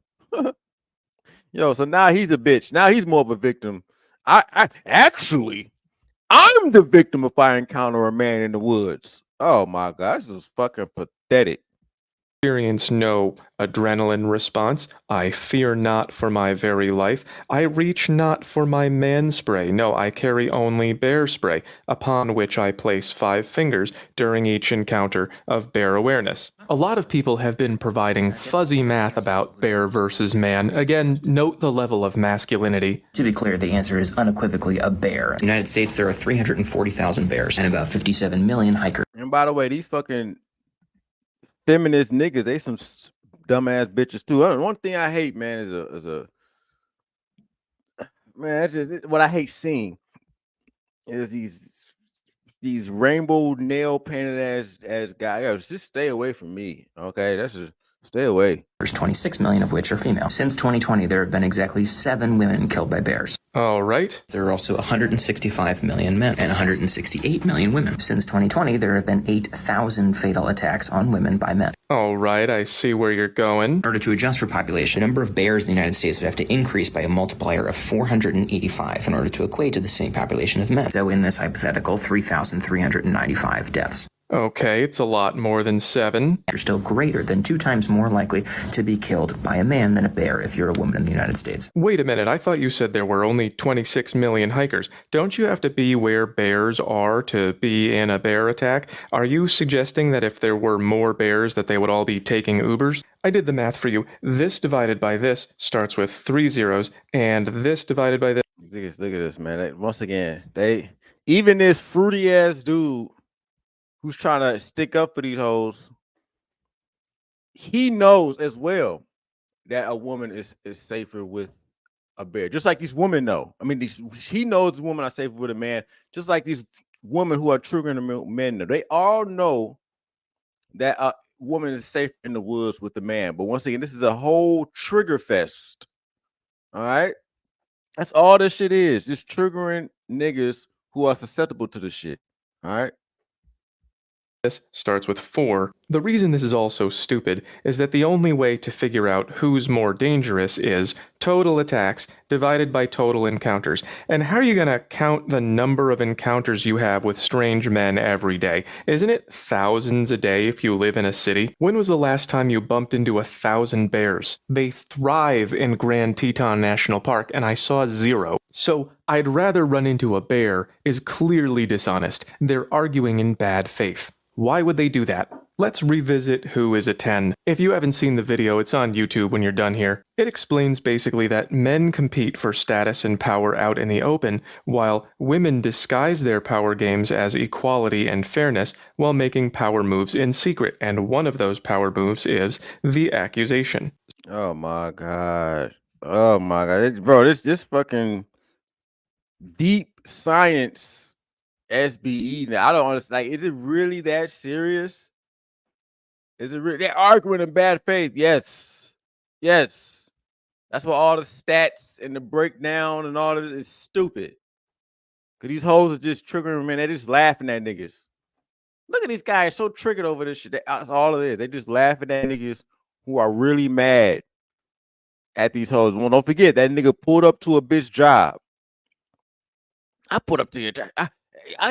You gotta understand why men are safer. No, these hoes already know, man.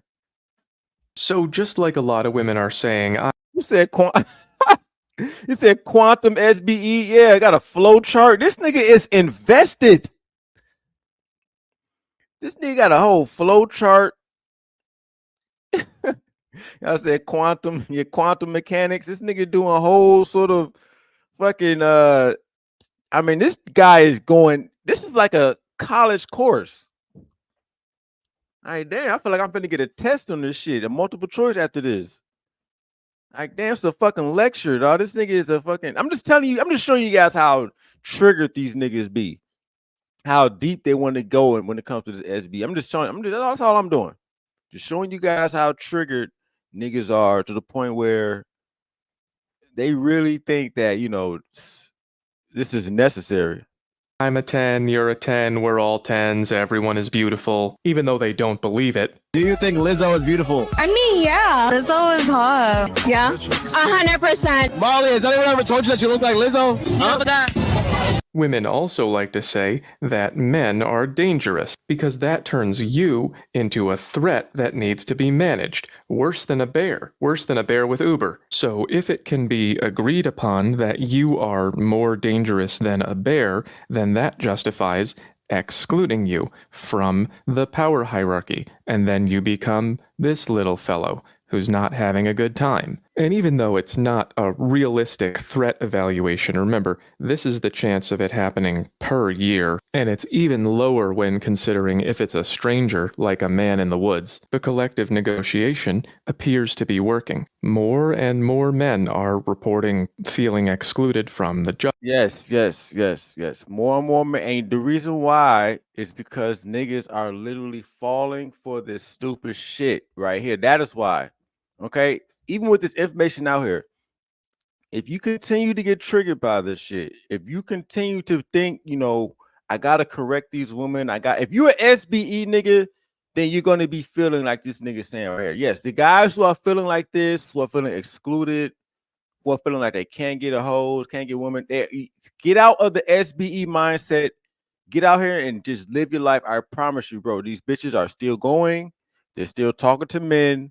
They're still dealing with men. They're still fucking men. They're still sucking men. You don't have to be excluded from anything. As soon as you stop getting triggered by this SBE, as soon as you stop getting triggered by women saying stupid shit and just get out here and understand that bitches are going to be bitches, I promise you, you will not be feeling like these guys who are outside of the triangle hierarchy and all this other stupid shit. All right? It's that simple. Play a little bit more of this and we're going to have to... I'm about to get off this, man. Job market and the dating market and pretty much everything. I know so many men who are significantly above average. And they go out in the world to do something and they get told, yeah, no, we're saving that for someone else. This was going to be me. If I didn't blow up on TikTok, this was about to be me. There's a small. Wow. So this nigga who making the video talking about, yo, if I didn't blow up on social media, I would be a ghost. I would be nobody.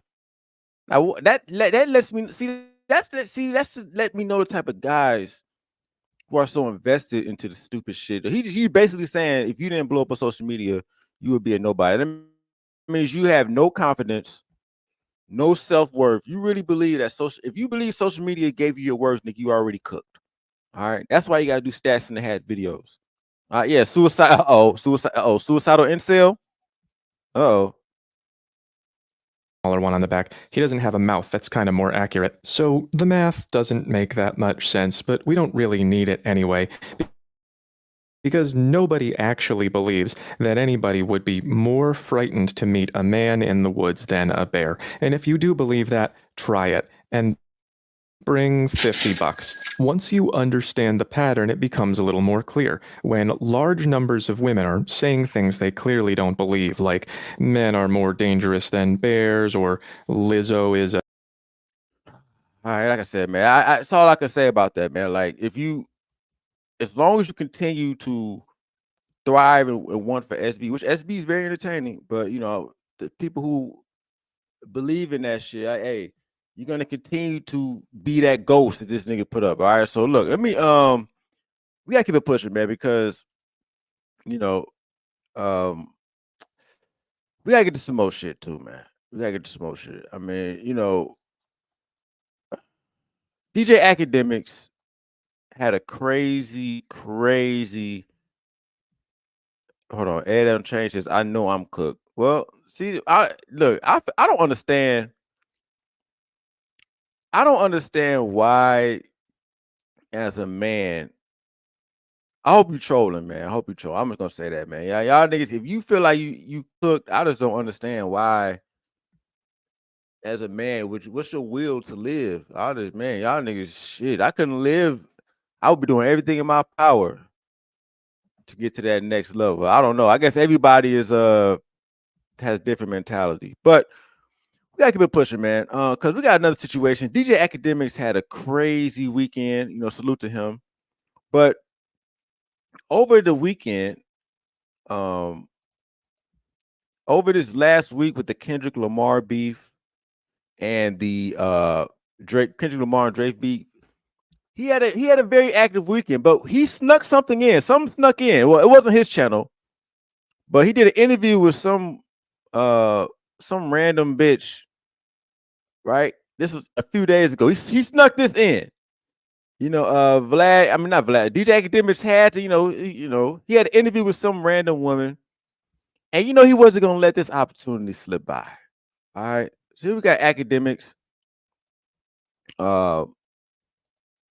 did an interview. I don't know who this lady is. I don't know what she's known for, but he sat down a few days ago. This was in the midst of the Drake and the Kendrick beef, right? And we got to get to this shit right here because once again, these conversations are, to me, so cringy. It's just,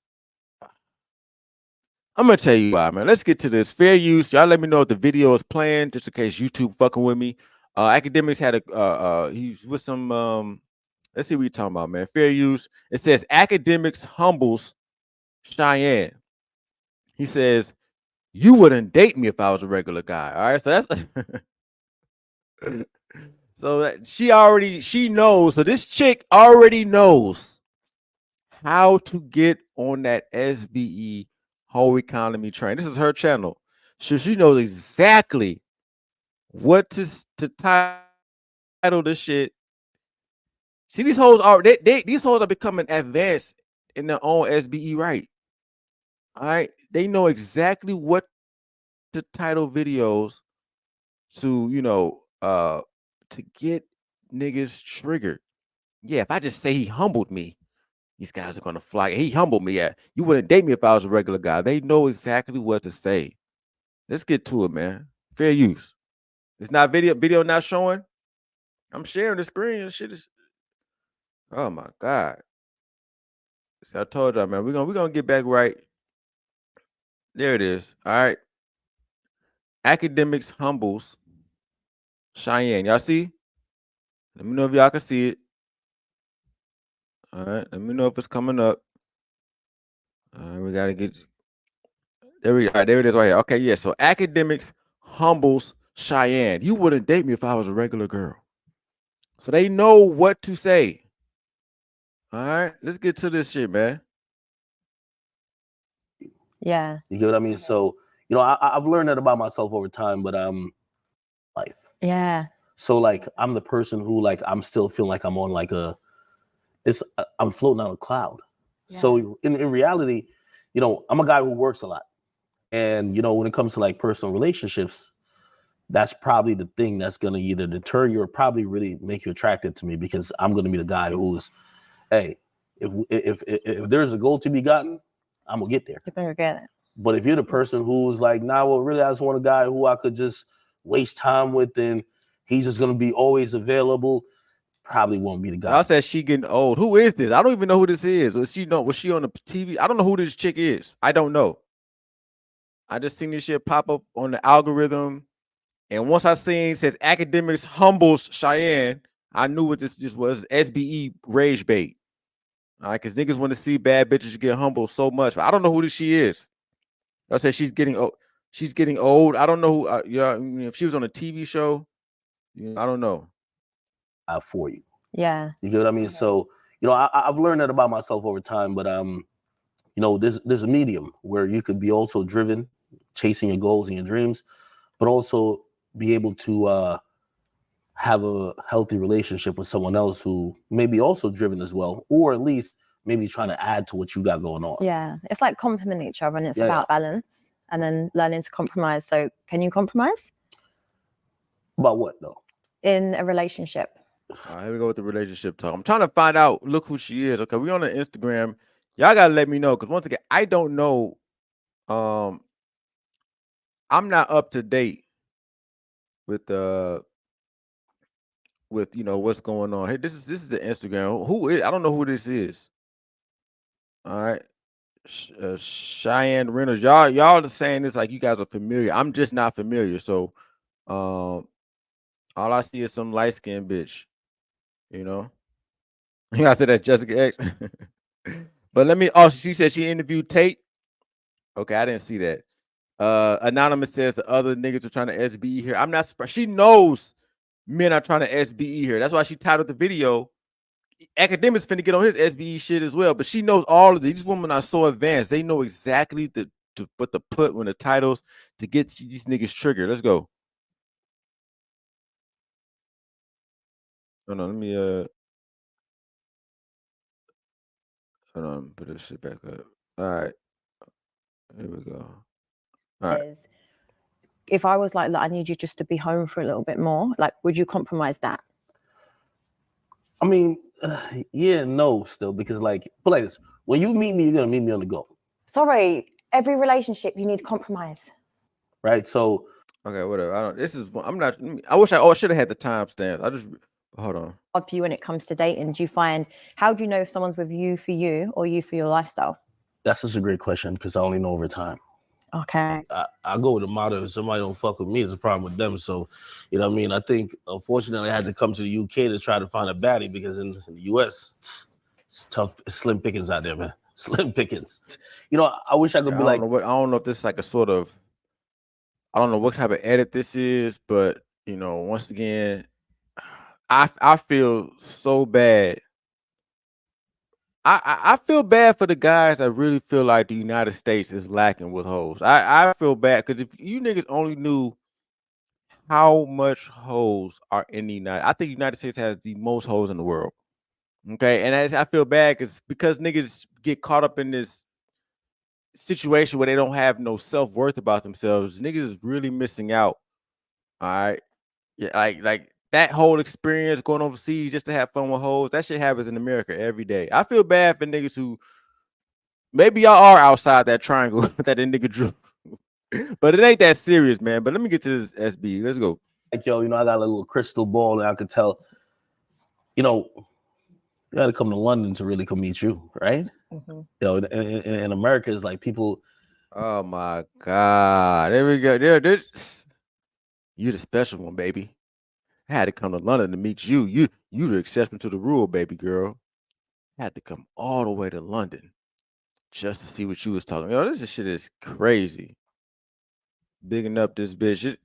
Their idea of dating is they have skewed metrics. Usually you can't really tell if someone really likes you for you or they like you for what you're doing or what you're bringing to the table. But that's the thing with dating. You're taking a chance. I'm taking a chance by even sitting here being vulnerable with you. Yeah, for real. Right? Because at the end of the day, yo, niggas love being vulnerable with these hoes, dog. I'm telling, hey, these hoes know how to. Hey, that's why the hoes gonna continue to win, man. Got this nigga academics open. You know what I mean? Got this nigga open. You know what I'm saying? It's just, I'm in here being vulnerable with you, baby. now I gotta have some type of connection with you to move on. But you might be using that to weaponize against me. You might be using on this date to size me up. Like, yo, look at the jewelry, look at what he got going on. Okay, this guy is the guy. Yeah. I'm thinking, yo, she's feeling me. Yeah, but this is the thing though. I think when you come dressed like that, it's a lot easier for women to target you, if that makes sense. Because it's like when you want to come with your chains, come with your nice watch, it's a lot easier for women to be like, oh, he's got money, let me go for him. So do you think would you ever go out just without the chains, without the watches, without the rings? Me and my mom have this question. When we argue about it, I don't meet regular women. I don't meet women who know me in a vacuum without they knowing me as a personality and a celebrity. So how do you date in that vacuum, right? Like, how do you date when people already know who you are to some extent? Yeah. So again, I'm playing like a catch up. Yeah. Okay. Y'all said she went to some nigga house for an interview. It's crazy, man. Once again, we just talked about this. Niggas who don't have any, don't get me wrong, the chains and all that, being fresh is incredible. But this nigga feel like he has to do this to meet bitches. I feel, man, that's bro. And the crazy part is you do all of this to meet a bitch, and the bitch gonna fuck around and she gonna fuck a nigga with a clean white tee and some sweatpants that she met at the fucking Sitgo. You know what I'm saying? That's the crazy part. Like bitches, they will fuck with the niggas with 20 chains.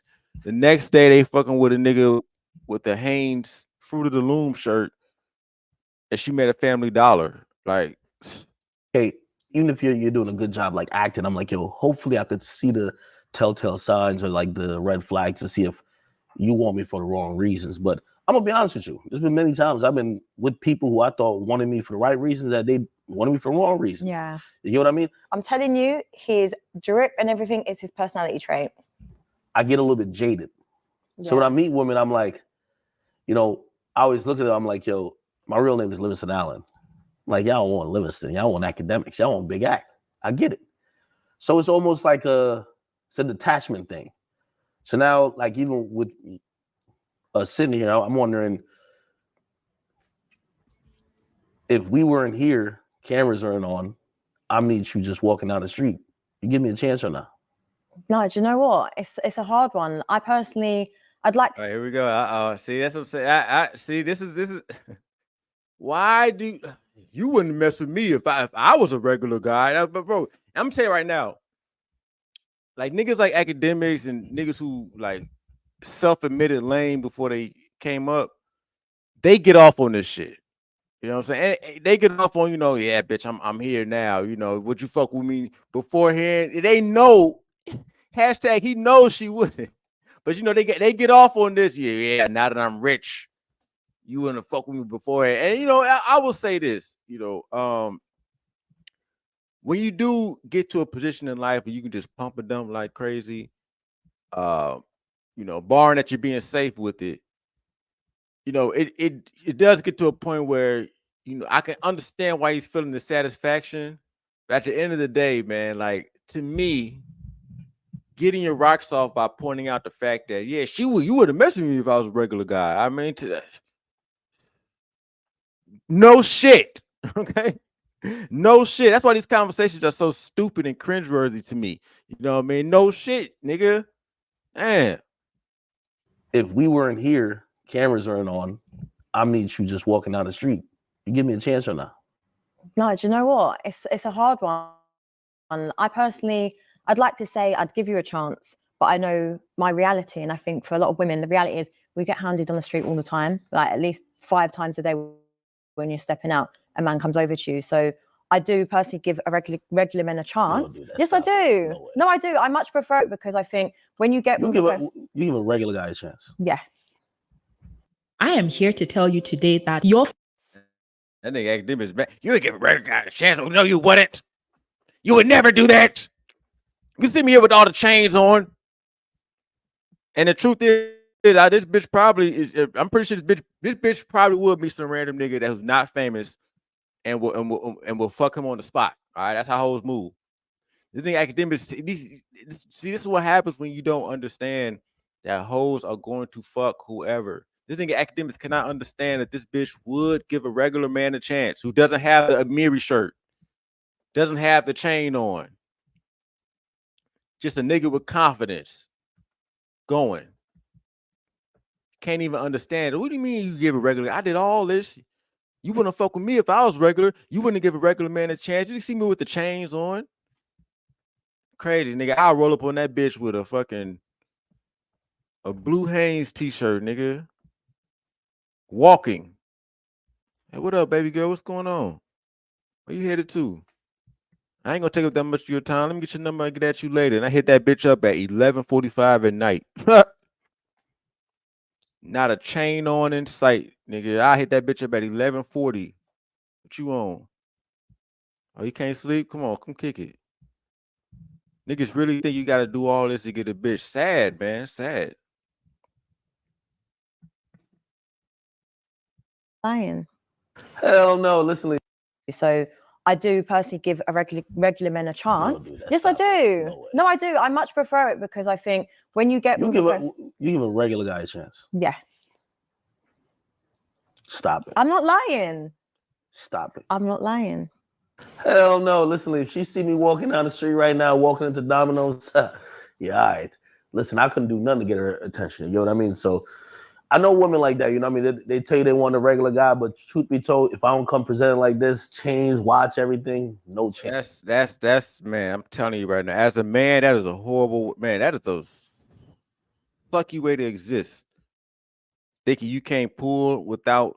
I mean, don't get me wrong. You should be trying to get success in life, but I'm just saying, doing all that so you think you have a chance with women, that is so crazy. No wonder why this nigga be getting fucked over by these hoes all the time.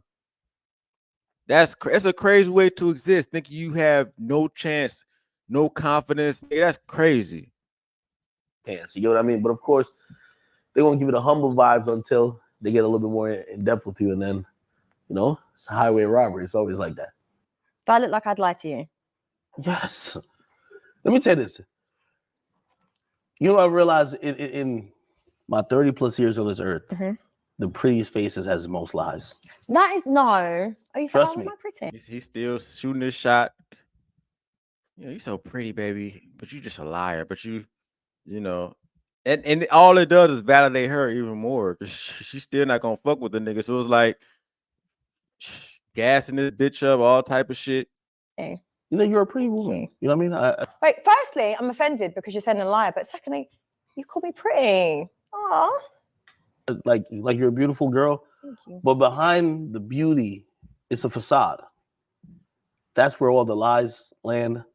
That's where all the manipulation is, because that's the shit that for men, we only see that. We don't really get beyond the surface. He was bullied in school, and he's definitely taking revenge out on women. See, told ya.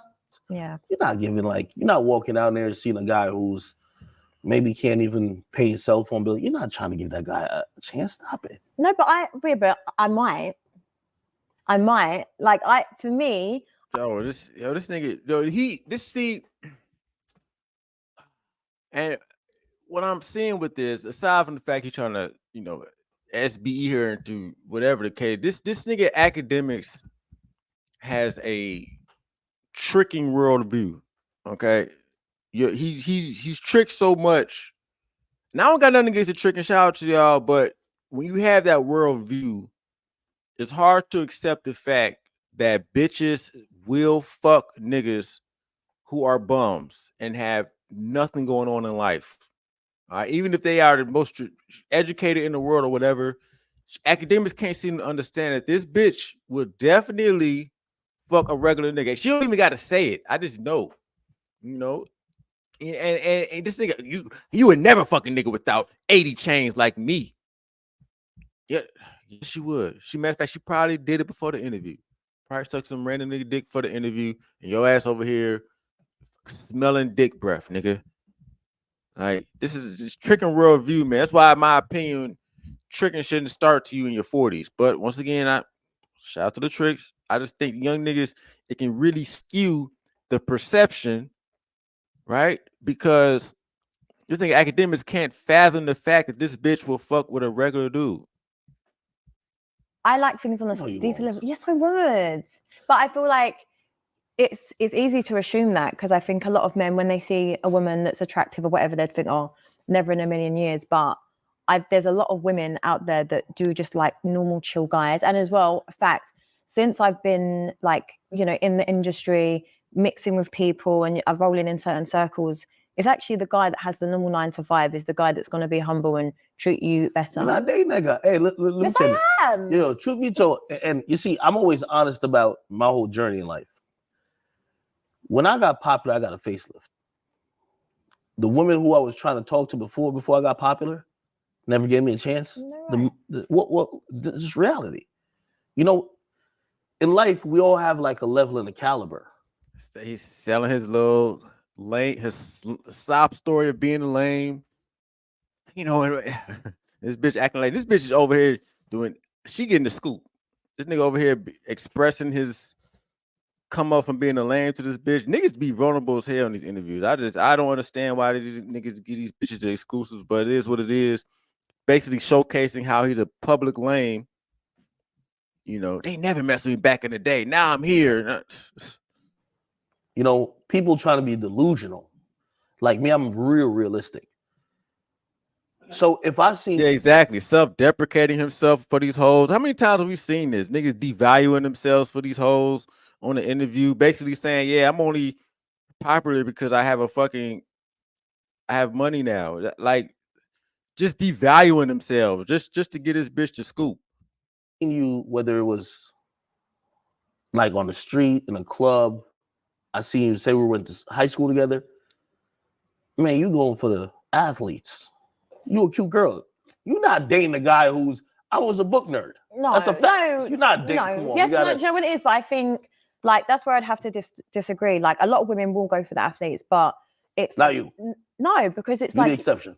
Yeah, I am the exception, because you want to find the guy that's going to treat you right, that have a family with. Because listen, I've been in circles where the guys, like the footballers, the athletes, like the artists, like I've been around that and I've seen that, because what comes with that comes a lifestyle where women are so disposable. I don't want to be put in this bracket where I'm a disposable woman, because I believe I've got a lot to offer. So why am I going to put myself there? Here's where I find the problem with a lot of women, right? They wait till they hit that proverbial wall. Here we go with the wall. Oh my God. Now this interview just came out. The niggas is still talking about the wall. This is the problem with you women. All right. You wait to the wall, having these stupid ass conversations. Of course, this bitch is fucking, she gonna fuck whoever she wanna fuck. All right, but this nigga academic is trying to pin her down. You can't really pin these hoes down, because these hoes fuck all type of niggas.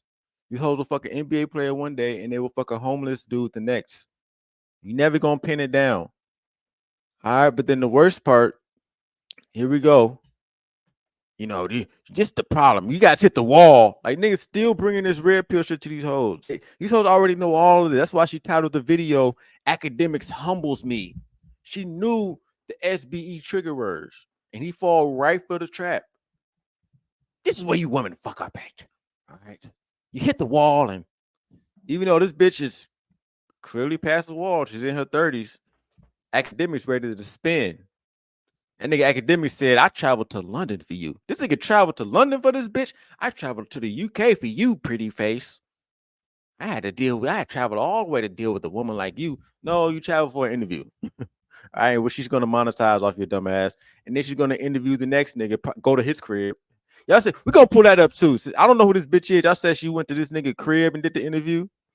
We're gonna pull that up too. But let me play that. Before they start having the realizations. I always tell people, and I tell everybody who follows me, hey, if you in high school right now and you focused on your studies or whatever else, and all them chicks is dissing you, give it 5-10 years. They spin back around. But when they spin back around, niggas still on this shit. All you gotta do is just wait. Doing anything for a bitch, you're a fucking idiot. You just wait 5 to 10 years. You damn niggas still on this shit. They got kids. They fell off. They done dated all the dudes who they thought was gonna be the guys, but they realized them guys was a shit. So now they actually gonna come back to you. But this is where you also have to, life ain't fair. You gotta punish them chicks a little bit too. Yeah. You know what I mean? So it's like a bit like, you're on like this revenge flex then. Well, I'm not really on the revenge flex. I'm on a reality flex. No, it's a revenge, and it is what it is. I mean, I don't really got. I mean, it's a revenge, whatever. But you revealing your hand to these hoes. Now she knows. Oh, you just want to just get your get back, and which it is. That's what a lot of niggas want to do. They want to get their get back against Keisha. All right, that's what academics is doing. Why would you admit that though? You gotta punish these chicks a little bit. You have to make them pay for not wanting you and you as a lame. Like, how you gonna make them pay, nigga? If you don't fuck with them, they gonna fuck with the next rich nigga. See, when you're in a constant state of SBE, you just operate at a fucking weak ass level, dog. And it's sad, man, because Rob said in the chat, money don't unlame you. Like, man, this nigga is having a whole confessionals with this bitch. No, but it's true. But it's true though, because it's kind of like you've held this. So, like, what was it like for you? You said you were a nerd in school, book nerd. Yeah. So it's now obviously you've got money, you've got fame, like you've got everything going for you. It's kind of like this. So revenge. you're not about to. No one's about to convince me, even you. We sitting here across each other. If I'm not who I am, we not having a conversation that we are. So now the backbone of the conversation is different as opposed to if I met you before all this. Yeah. This nigga academics is looking at this as they're personal to get to know each other. Like, we wouldn't be talking if I was famous, or you wouldn't talk to me if I was a regular guy. This nigga academics, bro, this is not a fucking person. This is a business. This is a podcast interview. You keep trying to make it personal. She's about the business. This nigga trying to fucking spit game, on the podcast where it's supposed to be about business. Yeah. You see, women a lot of times they'll try to act like, oh no, well, put like this. I use a pop culture reference. Sierra wasn't going for Russell Wilson at first. She was probably telling her girlfriends, yo, that nigga's corny. Oh my God, this is the same SBE talking point, and she just sitting here let me get this content in off your dumb ass. Sierra wouldn't mess with Russell Wilson at first. Oh man. Yo, I want him. Yo, he's a trapper. I want Future. That's how most women are. I know you probably say you're the exception, but that's how most women are. Yeah. Let me tell you this. For a lot of the good guys out here, I always say, like, yo, women claim they can't find no good guys, but their standards are too high. Y'all all going for the same 20% of guys. Yeah. Right? Oh my God, the 80-20, bro, it's not gonna change. These hoes still gonna, man, this is crazy. This is crazy. This is niggas really stuck in the SBE loophole. Like, dog, like, I'm gonna prove you wrong. You guys go for the top 20% of guys. You wouldn't mess with me if I didn't have the chains on. Blah, all this fucking stupid shit, man. Now that I got the chains and everything, everybody going for me. Mm-hmm. But they wouldn't go for the version of me that don't have this. Yeah. That version was like, yo, the most humble, most loyal, do anything for you type of person. You're not going for that. You won't admit it, but life shows people that. Yeah. Because if most women cognizantly put on the table what they used to date 10 years ago versus what they date now, they'd be like, yeah, I was going for the scammer, the dude who he looked a certain way, but he was like the dope boy who was popular in the city. Facts. Uncut says, yeah, she bored. She definitely, she look at her face. She just like, oh my God. But she got to get the content in. And speaking of that, because Uncut's right, he says he don't know. He's bringing her up to his level, not the other way around. Yes, exactly. That's why I'm like, bro, like academics, a worldwide podcaster, motherfucking just covered the biggest beef in hip hop in a long time. And you over here in the midst of all of this, giving this bitch letting her ride the algorithm rave too, because this was uploaded 3 days ago. So he's getting all the analytics from the Kendrick beef. Now this bitch, she gonna ride the algorithm wave too, and got this nigga crying like a bitch. And this nigga over here confessing to her, he's helping her out, and he's still taking the inferior position. You know, this is what you guys supposed to do. You women do this, you women do that. This bitch don't give a fuck. She like, yo, give me these fucking views, you hoe ass nigga. You can look at her facial expression. She just like, I think if most women cognizantly put on the table what they used to date 10 years ago versus what they date now, they'd be like, yeah, I was going for the scammer, the dude. Yeah, body count time. Yeah, I need to know. How I need to know all the dudes you used to fuck with and all. Here we go, body count time. Who he looked a certain way, but he was like the dope boy who was popular in the city. Now they're looking at the guy who has his, at least in the United States, it's called 401k, is like his retirement fund set up. Yeah. Okay, he's about to go get a house. He has his finances in order. You know what I mean? He seems like a guy who you have a family with. You know, women change in the type of person they want. Men, we don't. Like, we always wanted a cute, attractive girl who seems to be loyal, no matter what's. Oh, here we go, trying to get her to understand. You know, men don't do that. Men are very stable. We just want a cute chick to come home to every day and make us dinner. Women always want to change the types they want. I try to get her to understand female nature and shit. And notice how she stopped talking too. She just let this nigga just ramble on with his SB. Like, hurry up, nigga. Stage of our life we are. We could be at our brokest, or we can have the most in life. For women, they'll change it up. First, they want to jock the athlete. Then they want the guy who's just like popping in the hood. He got some money. He's a trap boy. You know what I mean? Then they see that dude, he went to jail, or he's bouncing 5 or 6 girls. Then they start bouncing from dudes to dude. Then they settle down with the guy who in high school they would never fuck with. But you know what they said? Hey, listen. Bouncing from dudes to dude. Then they settle down with the guy who in high school they would never fuck with. But you know what they said? Look at that. This bitch disgusted. Oh, this bitch is, oh my God. She's like, damn, this nigga really is a lame. Like, why would you get, like, bro, these, first of all, hashtag they know, hashtag they don't care. But this bitch is like, oh my God, this nigga really is a fucking loser. God damn. Like, God, I mean, bro, at the end of the day, with these women and the different ranges of men they choose, that's to let you know everybody has a chance with these hoes, man. That should be the conclusion from that. Not you can't get her because she's going through these different phases. Man, hoes fuck whoever, whenever. Look at this nigga, man, trying to pin down a hoe's sexual desires. You're gonna be stuck in the SBE loop like this nigga.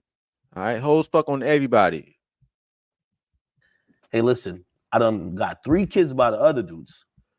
Now I realize my value's been less than a little bit.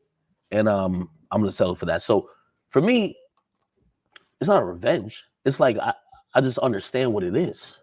He was bullied in school, and he's definitely taking revenge out on women. See, told ya. So what is it you actually do? She had to. Now look. She had to fit that in. Look, he's taking revenge on women, and she didn't even address these other claims. She just went, "What do you do?" I don't know how much more I'm gonna watch of this shit, but she ain't even addressed none of that shit. She just said, "Hey, so what do you do?" So I'm a media personality. Also, I run a media company, mostly centered around rap or just. I ain't thinking. Yeah, somebody said DJ Obsidian. Y'all niggas crazy, man. I wonder if Obsidian, he's still booming on Rumble.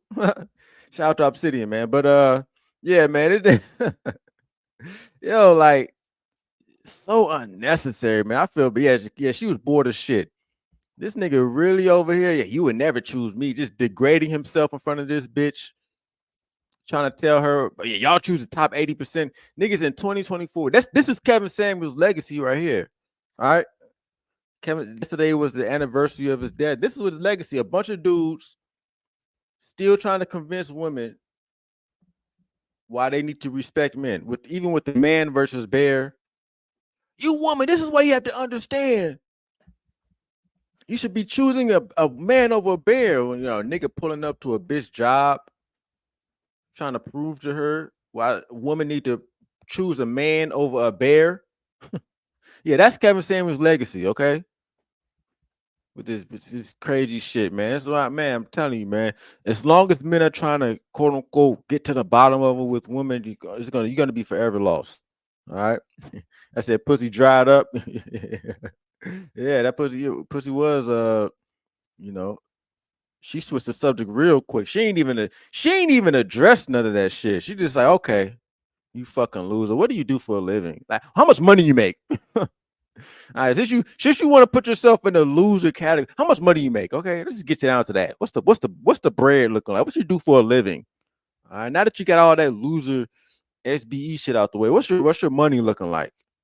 All right, It's a hip hop culture. We try to do more music stuff, but that's kind of where my business kind of fits in. You know, how about yourself? I do a lot of stuff behind the scenes as well, but I've always wanted to do like documentaries and stuff like that. But for now, entertainment side. So I interview losers like you. Let's see what else is going on in this interview, and then we're gonna I actually got some more shit we gotta play. I didn't put this in the title, but we gotta get to this. I gotta double back on this Prince Teller shit too. We're gonna get to that in a second. I'm gonna tell y'all why, but let me play a little bit more of this.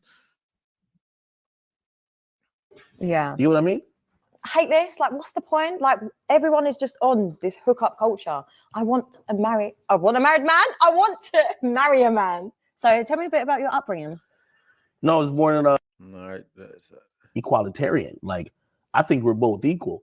Here's the thing when it comes to misogyny, right?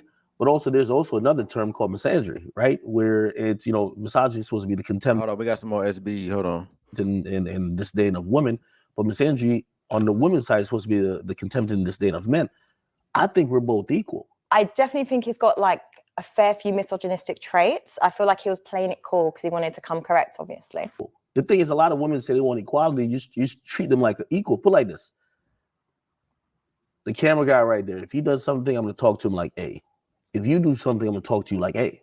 When I talk to him, he going to realize it's two men talking. When I talk to you, they're going to be like, yo, why are you talking to the woman like that? So are we really equal then? Hashtag they know the double standard. Man, this conversation ain't never gonna end. Sheesh. Yeah, it's a double standard. You guys enjoy all of it. They know this. And they don't care. They're not gonna stop.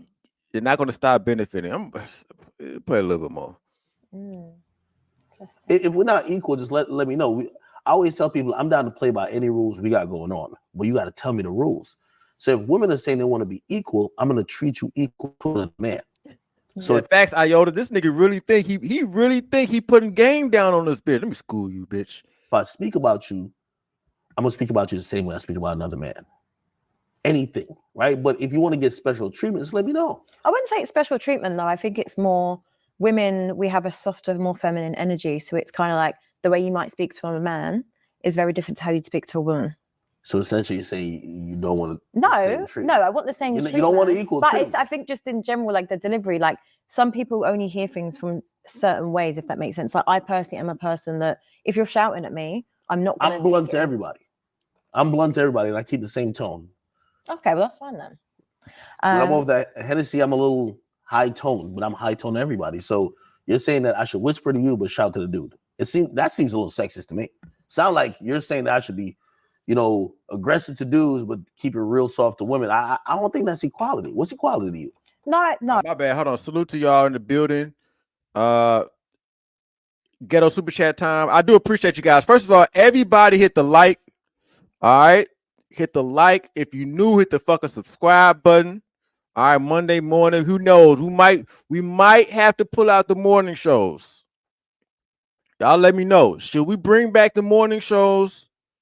All right. If y'all niggas, if we might, we went on, we cut up on these morning shows. I know y'all niggas be at work and all the other shit.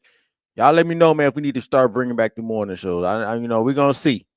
All right, but I do appreciate you guys, man. Salute. Y'all know we got to do ghetto super chats because we got to do it through Cash App, but it will still be read on the screen. Okay, so salute to you guys. Shout out to Edgar Charles in the building. It says, for the SBE niggas with these stats, like 3 or 4 don't care. Facts, they don't. Shout out to Darth Low IQ. I do appreciate you, man. He says bringing the real shit. You already know. Darth Low IQ, man, I do appreciate you, man. Always showing love.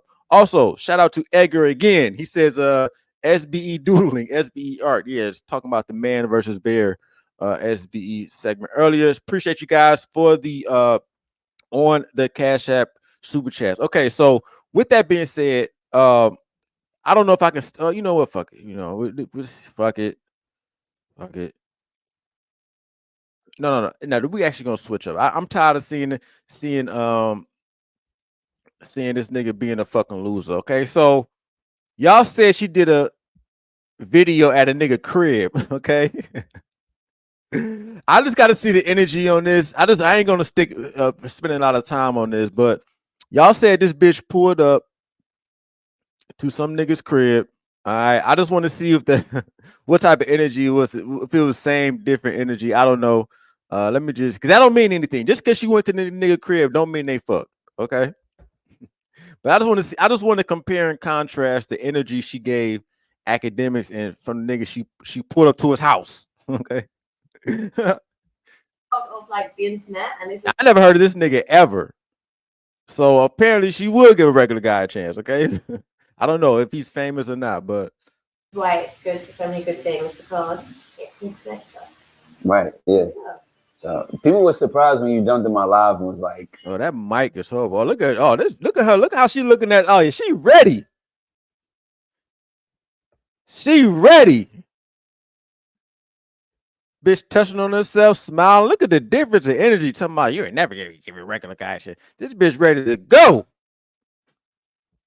1 second in, I can see this bitch energy. It is what it is. Look at her ready to motherfucking big smile. She yeah. Open. Yep, titties is out.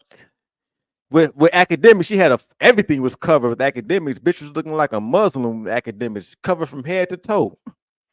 No cleavage, no nothing. She with this nigga, titties is out. Don't say the titties is out. Newness, here's the anthem. Put your hands up that you shoot with, count your loot with. Shoot with the same hand that you shoot with. Damn, them titties is out. Whole different energy, dog. This is a prime example of why all that SBE shit is stupid, because at the end of the day, hoes gonna fuck who they want to fuck when they want to fuck. And with that fucked up mic.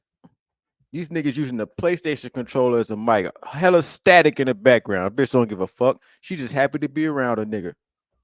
All right. Two different energies. Let's see what's going on.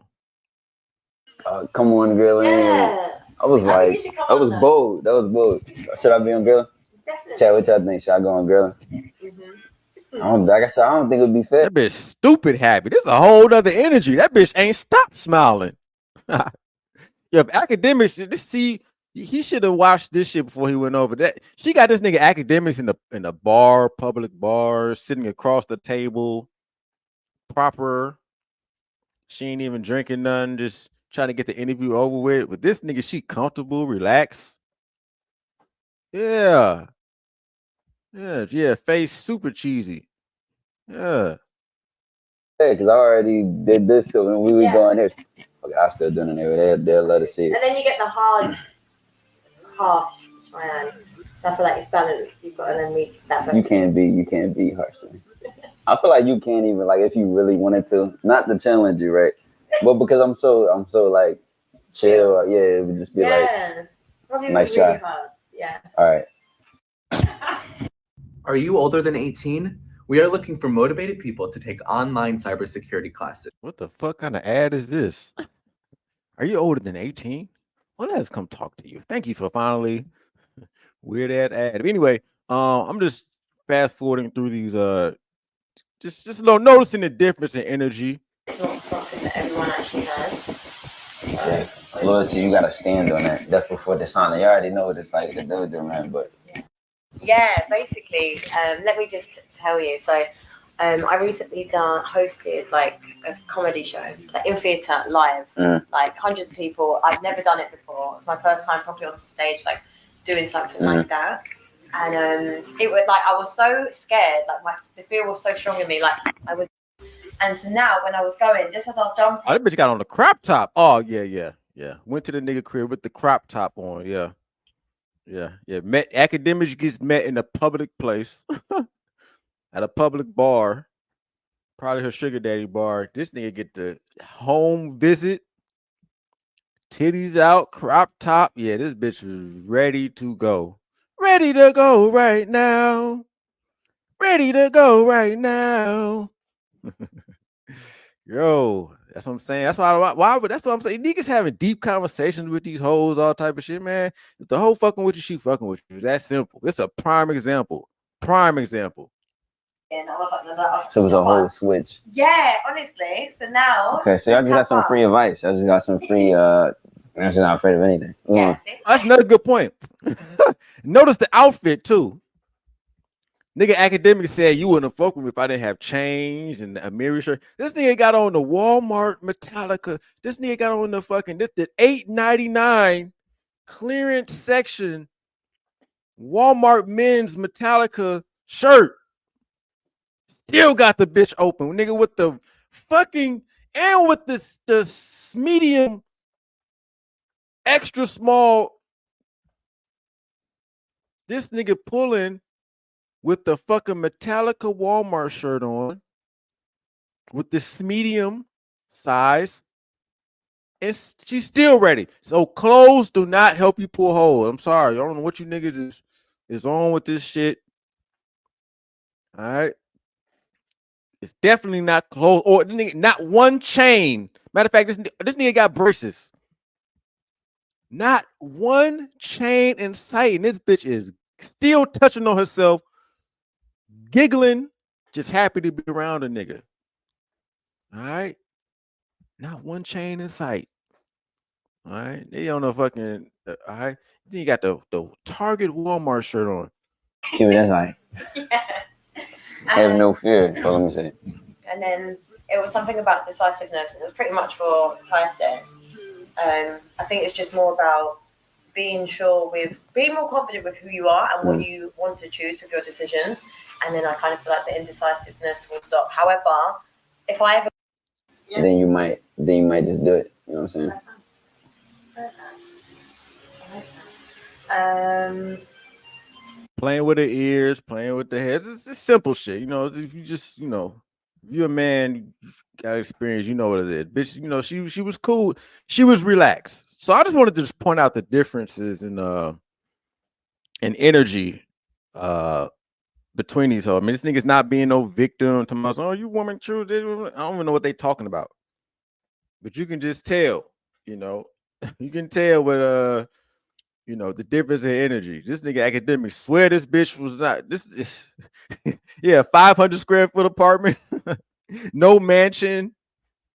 All right, no Hennessy, no drinks. This is a prime example of how hoes operate in different energies with different guys. That's why I don't even fuck with a bitch and who ain't giving me that good energy off rip. Because I know it's what's the point? It ain't no. If you ain't feeling me off rip, I already know. Bitch is gonna let you know real quick. Bitch is gonna let you know real soon. But when you a nigga like academics, you can't seem to fathom that. You would never mess with a regular guy. Shit crazy, man. They in the efficiency. This bitch put up to the efficiency. All right. That shit don't even got a fucking kitchen. Just a bedroom and a bathroom in that bitch. Bitch was happy. No, that shit was in the fucking it is what it is, man. So we're gonna keep pushing, man. We got some other shit we gotta get to, man. But damn, I feel bad for niggas like academics. Somebody said I have that shirt here. I mean, I got one of them Walmart joints too. I got the Bob Marley joint. If you ain't, look, I'm not saying niggas should shop at Walmart, but every nigga then copped at least one Walmart t-shirt. Just like, you know what, fuck it. I still remember I was in LA and I caught my no, it wasn't LA. They don't even got Walmart in LA. It was one of them cities. I don't know. I was this Bob Marley, nigga, $7. You know what, fucking man. All right, we gonna wear this shit, man. Fuck it. Every nigga got one Walmart tee. The Walmart graphic tee. Every nigga got at least one. All right. All right, but yeah, let me we're gonna keep pushing, man, because I did want to I did want to get to this Princella shit. And the only reason I wanted to get to this Princella, I wanted to double back on this is because she's been doing interviews, right? And what Princella has been doing interviews, she's talking about she get the best head and all type of shit. And we gotta get to this because damn, I really need to fucking have timestamps, man. Hold on, we gotta get to this. She did an interview with some chick. Hold on, let me see if I can there it is. All right. So I want to get to this real quick, okay? Now, is this it? Is this it? I think this is it right here. Hold up. All right. So if you guys did not know, we got a situation with B. Taylor and Princella. And I want to touch on this because I said the other day I didn't really get to go in because Stringer had business to handle. So with this Princella situation, you see she's getting Me Too by B. Taylor. B. Taylor just seemed like a victim ass bitch. But Princella, you know, she wants to live life as a nigga. And I say, hey, welcome to the aboard. You get to get Me Too as well. All right. And you know, I just gotta laugh at this type of shit because you know how Princella has a platform is based on, you know, men are this, men are that, which I agree with her. I agree with a lot of what Priscilla says about men and women dynamics. I do not think men and women should be too involved, like living together in today's time because we don't need each other. And when you don't need somebody and they're around you all the time, that can literally breed a lot of contempt. That's why a lot of niggas be getting caught off guard. They be giving these hoes the world, and these hoes say, "Fuck you, nigga. I'm taking your money and I'm out." But the same shit applies to these hoes. The same shit applies to female and female dynamics. These bitches don't need each other to live. All right. And so the same shit's gonna happen. Matter of fact, I think domestic violence in lesbian relationships is even higher. You know? And so to me, this whole thing was a bit of irony. Just ironic, that's all. But we're gonna play some of this real quick. And you know, they had a little breakup. So she's doing her interviews. Princella's doing her interviews. And let's see what she has to say. We heard B. Taylor crying like a bitch. All right, and you know, she's a victim, just like you know, every bitch is a victim. And we heard her side. I didn't really get to hear Princella's side of the story. All right, so I guess she's doing her interviews, and let's see what she's saying about it. Let's go. Because you know, according to B. Taylor, Princella was trying to say she's gonna kill herself and her baby. Princella smoking weed. What else she said? She said some other shit too. You know, verbally abusive. You know, so let's get both sides of the story, man. Fair use. Let's go. Is that I was the one being abused in this situation, but because I'm the stronger of the two, because I got the platform. My message is what it is, and clearly I am stronger. This girl was putting me through so much emotional abuse. It was unbelievable. And both these hoes are fucking, they both Me Tooing each other. Let me know if y'all can see the video as well and hear the video. They both motherfucking Me Too. They both Me Tooing each other. Just trying to use the same tactics that they would use on men. They trying to use on each other. Shit is just very ironic. She liked to watch shit like baddies on, you know, she liked to watch people fighting. I never saw that before, but I heard about that show. I don't watch TV. One time. Yo, shit like this. I've never heard of baddies before. Looking exactly like one of the bitches on the TV show. Shit is just hilarious, you know. But let's see what's going on. Out the blue. I ain't never did nothing to this girl. One time out the blue, she just told me, if I ain't love you, I'd have been beat your ass. She liked to fight. Man, she liked to fight. She liked to fight. She that type of motherfucker. Yeah, see, they both Me Tooing each other. They both calling each other violent. They both calling each other all of this. You know, shout out to Joshua Brown on the Cash App. I do appreciate you, man. He says for for thirsty bitches only. Facts, man. I only fuck with bitches who love my dirty draws. Bitch, if you ain't sprung off me, I don't even fuck with it. It's a waste of energy. So, cause every bitch got a nigga that they totally infatuated with. Every bitch. All right. If I'm not in that slot, I don't even waste my time. What's the point? You're gonna end up losing. Shout out to Joshua Brown, man. Y'all know we got to do ghetto super chats. YouTube did not give me super chats. So any cash apps and PayPal, we will read on the screen. All right, let's get back to this munch and dump. All right. So, no, seriously, she that type of motherfucker. So I'm like, you know what? Let people. What you did to her, P? Maybe my head was too good. I don't know. Maybe the head was too good. Princess talking about she a fucking head monster in this bitch. Expert.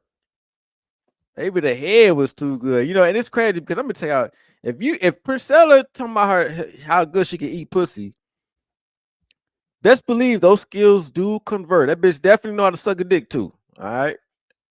Y'all think Priscilla ain't over here? You think she? I'm gonna tell you when Priscilla. I'm gonna tell you when she really got fucked. She over like a few weeks ago, she did this whole segment of why women should feel sorry for men. That week she was probably getting fucked. Like she was getting maybe these men aren't so bad.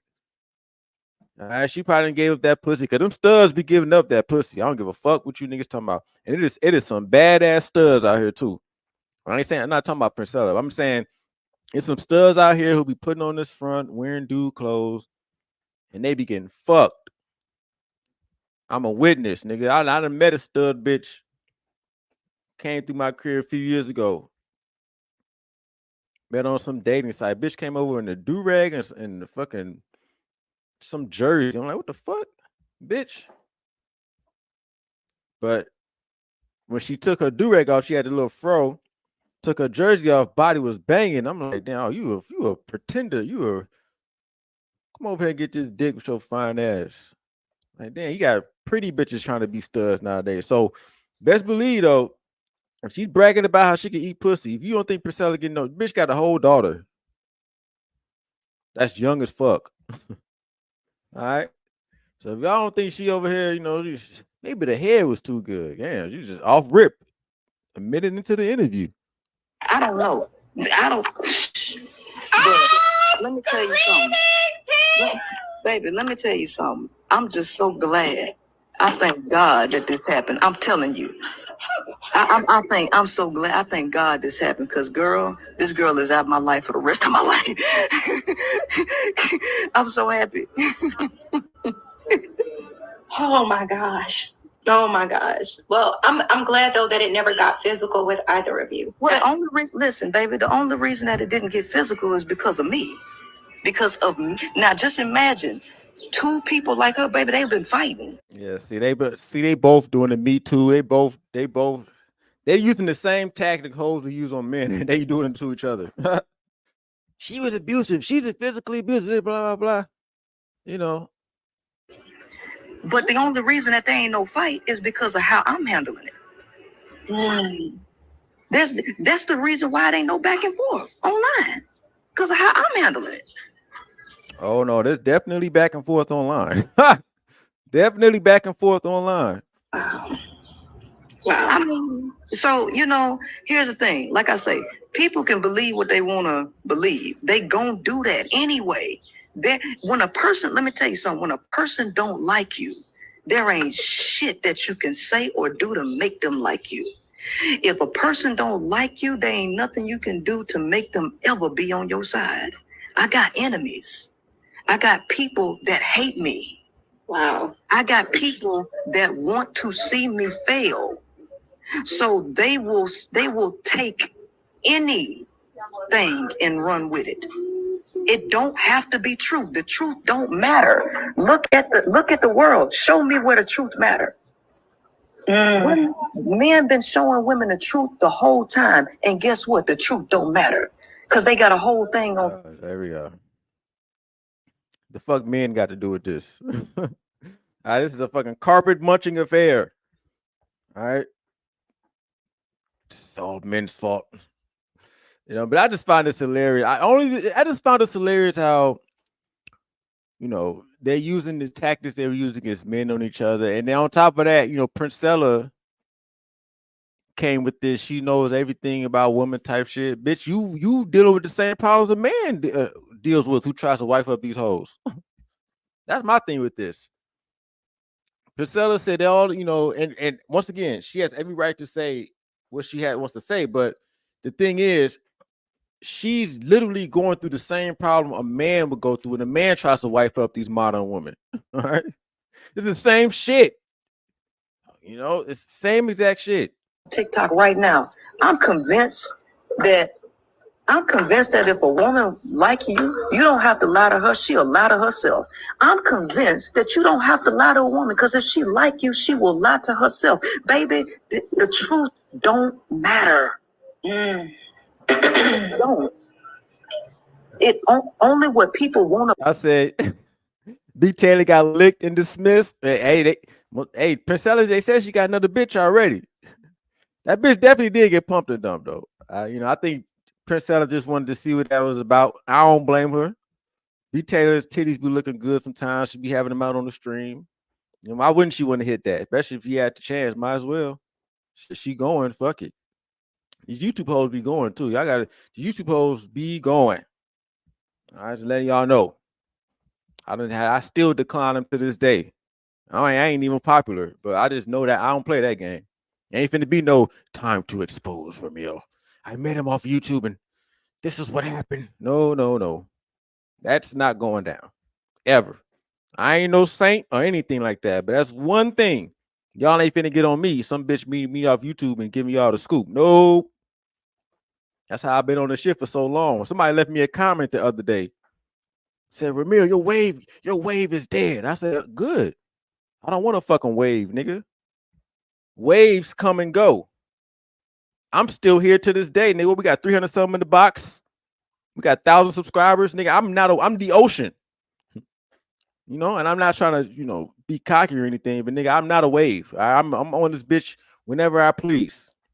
And part of the reason is because none of these hoes ain't finna come out with no story. I met Ramil. I DM'd him on YouTube, on Instagram, and this is how it happened. No, bitch. Get me fucked up. Some bitch got a consultation from me a few years ago. She was trying to get me to manage her. And I'm like, bitch, are you fucking stupid? Like, dog, I'm telling you, bro. That's one thing y'all ain't gonna get one up on me. To believe matters. And when the sooner we learn that, the better off we'll be. I'm not gonna sit up here and try to convince nobody of shit. If you want to believe I'm a villain, then I'll be that in your mind.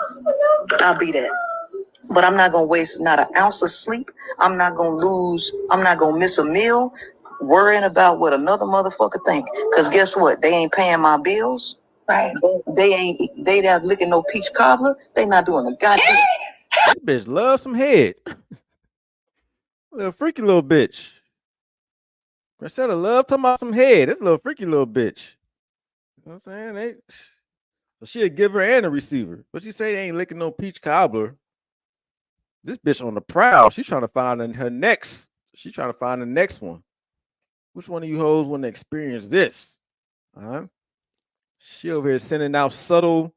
She's trying to get her next. She's trying to get the next pump and dump. Not a goddamn thing. Look, I'm the one doing all. I'm the one doing all the peach cobbler licking shit. I'm the one doing all the goddamn work. Well, whatever you got, you might want to be mindful about who you do that to, because clearly, no. Yeah. That Peter Wecker, man. That Peter Wecker juice got these bitches, man. That Peter Wecker juice got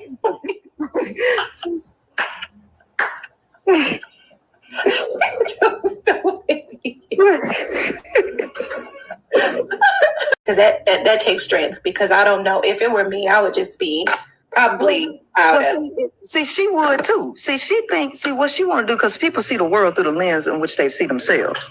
See, doing what she did, see, that would have hurt her. See, she was trying to do something she tries to view me through the lens she view herself. What hurts you, sweetheart, don't hurt me, because see, you care about what people think about you. Somebody said, who just said? Somebody said, if Six the God has called you over there, Ramil, if Six the God calls you, you going over there, Ramil, stop looking at. See, I know you niggas cannot understand, all right? A nigga who has fucking some sort of discipline. And I'm not even, I'm a fucking deviant, nigga, but bro, no. I got a fucking, it's more than just YouTube, all right? It's a reputational thing. You protect your reputation at all costs, bro. Like, that's why I be getting that niggas who be lying on my name. Like, you gotta you open the door to your reputation taking the hit with that type of shit. All right, that's why I just choose not to do it. There's so many bitches in the world. I can get another Six Cigadas. I done fucked with bitches in real life who look like Six Cigadas, taller than me, big titties. I can get a Six Cigadas in regular life. Okay, they're out here. I know you niggas be thinking these are the only bitches that exist. No, I can get it. I literally can get it. Now, if one of you niggas, I don't blame you. I can literally get a fucking Six Cigadas in real life. You know, that just is what it is. But somebody said Prince Ella got more play than YouTube dating coaches. Uh-oh. Get out of there. I don't care what people think about me. I'm not monitoring the videos. I'm not monitoring the tags. I'm not monitoring this. See, she would be monitoring it though, right? See, anytime the manosphere talked about her children, she always say, don't bring the children in it. I don't give a fuck what happened. Don't bring the children in it. But what did she do to me? Brought up Amaya. The manosphere. What the fuck? The manosphere? What the? This is the furthest away from the man. What the? When did the manosphere bring up B. Taylor's kid? I didn't know B. Taylor was into it with the manosphere. Once again, I don't know. Maybe I missed it out. I don't know. I don't know how that shit worked. Maybe I've been out the loop. I didn't know these hoes was in the manosphere too. Goddamn. Exactly. What she's trying to do is hurt me in a way that she knows pain hurts her. Right? So anything that she can say, she gonna say it. It don't have to be the truth. She gonna say whatever. Baby, if she told y'all that I had a bionic Peter Whacker that I detached and was, baby, y'all would believe it. If she told y'all that I had secretly had a penis. Oh, now Priscilla's trying to take the angle. Y'all believe in these hoes? Now she's trying to take the angle of y'all believe in hoes. But once again, Priscilla, that's why that shit is so ironic to me. That's why when niggas was getting so mad at Priscilla for saying what she was saying, I'm like, yo, why are you niggas getting mad? Okay, she's gonna encounter the same issue you niggas gonna encounter because she wants to be a man. So let her do her. Reality was set in it. She was supposed to show everybody a lesson. She was supposed to tame B. Taylor. She was supposed to have B. Taylor. She went through the same situation a nigga would have went through trying to lock down a B. Taylor. She would have went through the same shit. Any of you niggas would have tried to spin on B. Taylor, she would have did the same shit to y'all. So I'm saying, why get mad at her? She's going through the same. Even the head didn't work. She tried to tongue-matize her. Even that didn't work. All right, you can't tame these hoes. There's no science behind it. Bitches are bitches. You know, so it is what it is, man. And I was actually a man and that I adopted Amaya, baby, everybody would believe this shit. They would. And just so y'all know, Amaya is adopted. She is a whole man. She is a trans. Baby, they'd have been eating that shit up. No, I'm gonna say this because when you came on to the live, Solo TV said Priscilla doing a Drake right now. Look, I would never have done that. Came on a little bit late, but I kind of gave like just my insight on a couple of things. There were times where my lip dropped to the floor and it sank because I'm like, wait a minute, if there was a breakup, cool, and I understand like you may be hurt, but some of the things, it was just a little bit too much, even in regards to things that were sacred between you and her in terms of sex. My thing is this: if you think there's a lot of women wanting P now, oh, it's echoing P. I don't know what happened. You may have to send another request to come over. Told me and a victim. First and foremost, I ain't no damn victim. I'm a power player. I'm the queen maker. I make power moves. I'm not no victim. That's why I ended this shit. So I'm going by my life. I don't owe nobody no explanation about shit. Right. Okay. I moved on. That is what it is. And if the motherfucker wanna say whatever they want to say, baby, say it. But what I was saying, Pete, is it's going to make more women curious because anybody knows whether you are married or not, or in a relationship or not. If you talk about safety, Yeah, so yeah, she definitely trying to. Hold on. I don't know what happened. Nobody to take no accountability to what you think I'm supposed to take accountability for, right? I'm not taking accountability for no goddamn lie. Okay, I'm not. Period. Okay, if you think I mistreated her, then that's on you. That's not the truth, though. That's not the truth, and I'm not accepting. Yeah, you might be right, Solo. She's trying to deflect from the abuse claim, just like a man, you know. But she got an audience full of bitches, so she got to do that. But yeah, I ain't never mistreated. If you think I mistreated her, that's on. You know, she's trying to, because you know the same claims was used, abuse, verbal abuse, all the other bullshit. To me, when the hoes do it to each other, it just be funny to me. All right, it's just hilarious, you know. An accountability for no bullshit. Okay, that's it. I'm just not doing that shit. Okay, now say what you want. I don't give a damn about that. I don't care. I don't give a fuck if nobody take her side. They can take her side. I don't care. Baby, I'm above this. I am moving forward. And I'm gonna leave demons in hell. That's it. I'm gonna leave a motherfucking demon in hell. I understand. Y'all can go over here and trauma bond. I'm not trying to trauma bond with nobody. Y'all can go cry together. Okay, whatever, because you had to go in your prayer room or whatever the case. All right, so yeah, I ain't gonna. So yeah, basically, you know, we got, you know, hoes me tooing each other, and Marcella knows how she says she know how to give good head. She's a good muncher. All right, so you know, there's at least definitely some freaky hoes, you know, and it's what it is. You know, ain't nothing wrong with it. You know, we just got a little drama on the public front. But at the end of the day, man, I just didn't understand why niggas was so pissed off at Prince Ali. Like she's saying this in the middle of this. No, now she gets to go through what a man goes through. So I just, you know, to me it was just hilarious. You know, let these hoes battle it out. And yeah, man, something a man had nothing to do with, by the way. Okay, you know, so let these hoes play with themselves and do what they do. You could just, that's why it's so crazy to SB and all this other crazy shit. Let these hoes do what they do, man. Like, you know, they gonna have their own problems to deal with. All right, just nothing to do with men on this one. All right, so with that being said, I had to cover that, double down on that. I am going to drop the link. If anybody wants to come up, the link will be in the chat.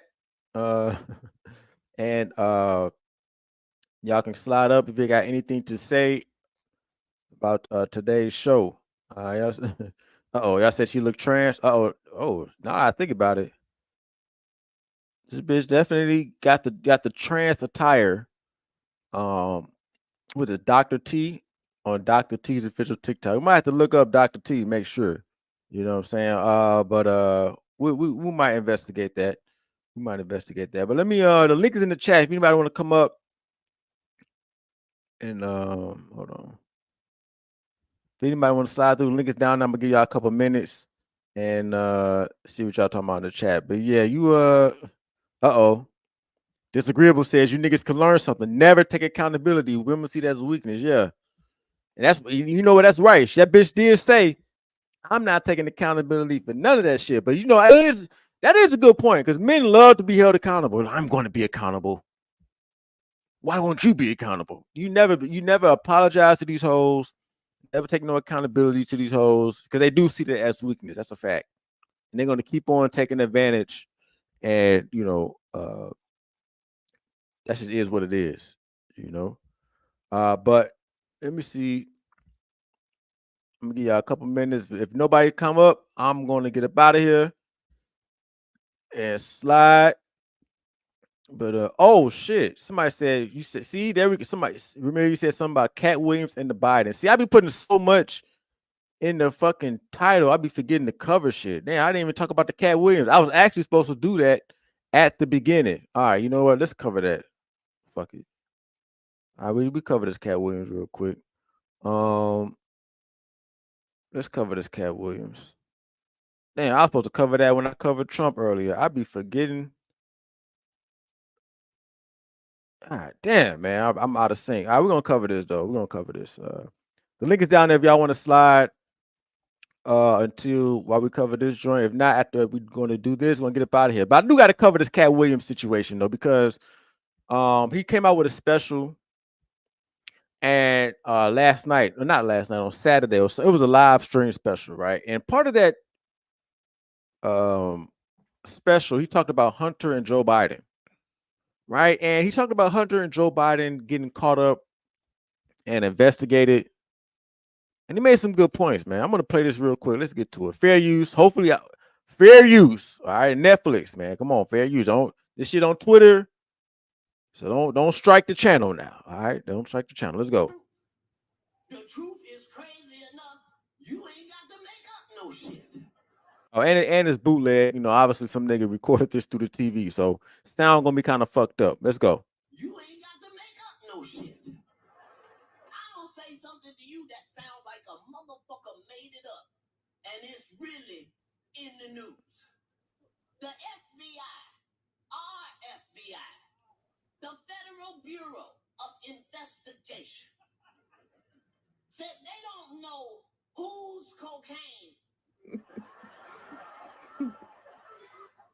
was at the White House.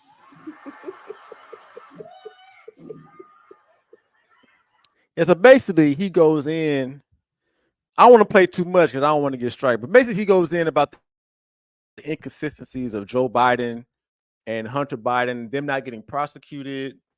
But they found that bag of crack in the White House with there's a camera on every angle, right? And I want to talk about this because when you point this shit out, right, how Trump's being charged with having documents at his house, but Joe Biden did the same shit. He's not being charged. When you talk about these things, you're automatically MAGA. You're automatically coon MAGA. And I'm just like, yo, no, this is just obvious shit. I mean, they both took classified documents home. Why is only one charge and the other? That's selective prosecution. On top of that, okay, on top of that, the crack that was found in the White House. Now, the White House, I know they got security cameras on every corner, right? It was a whole bag of crap. We don't know who this is. We don't know how it got there. You know, I mean, shit like that. When you talk about how the Democrats are clearly, you know, not following laws, you're automatically MAGA. No, I'm not MAGA. To me, it concerns me because I'm a U.S. citizen. And, you know, when the laws are applied not proportionally, yeah, that bothers me.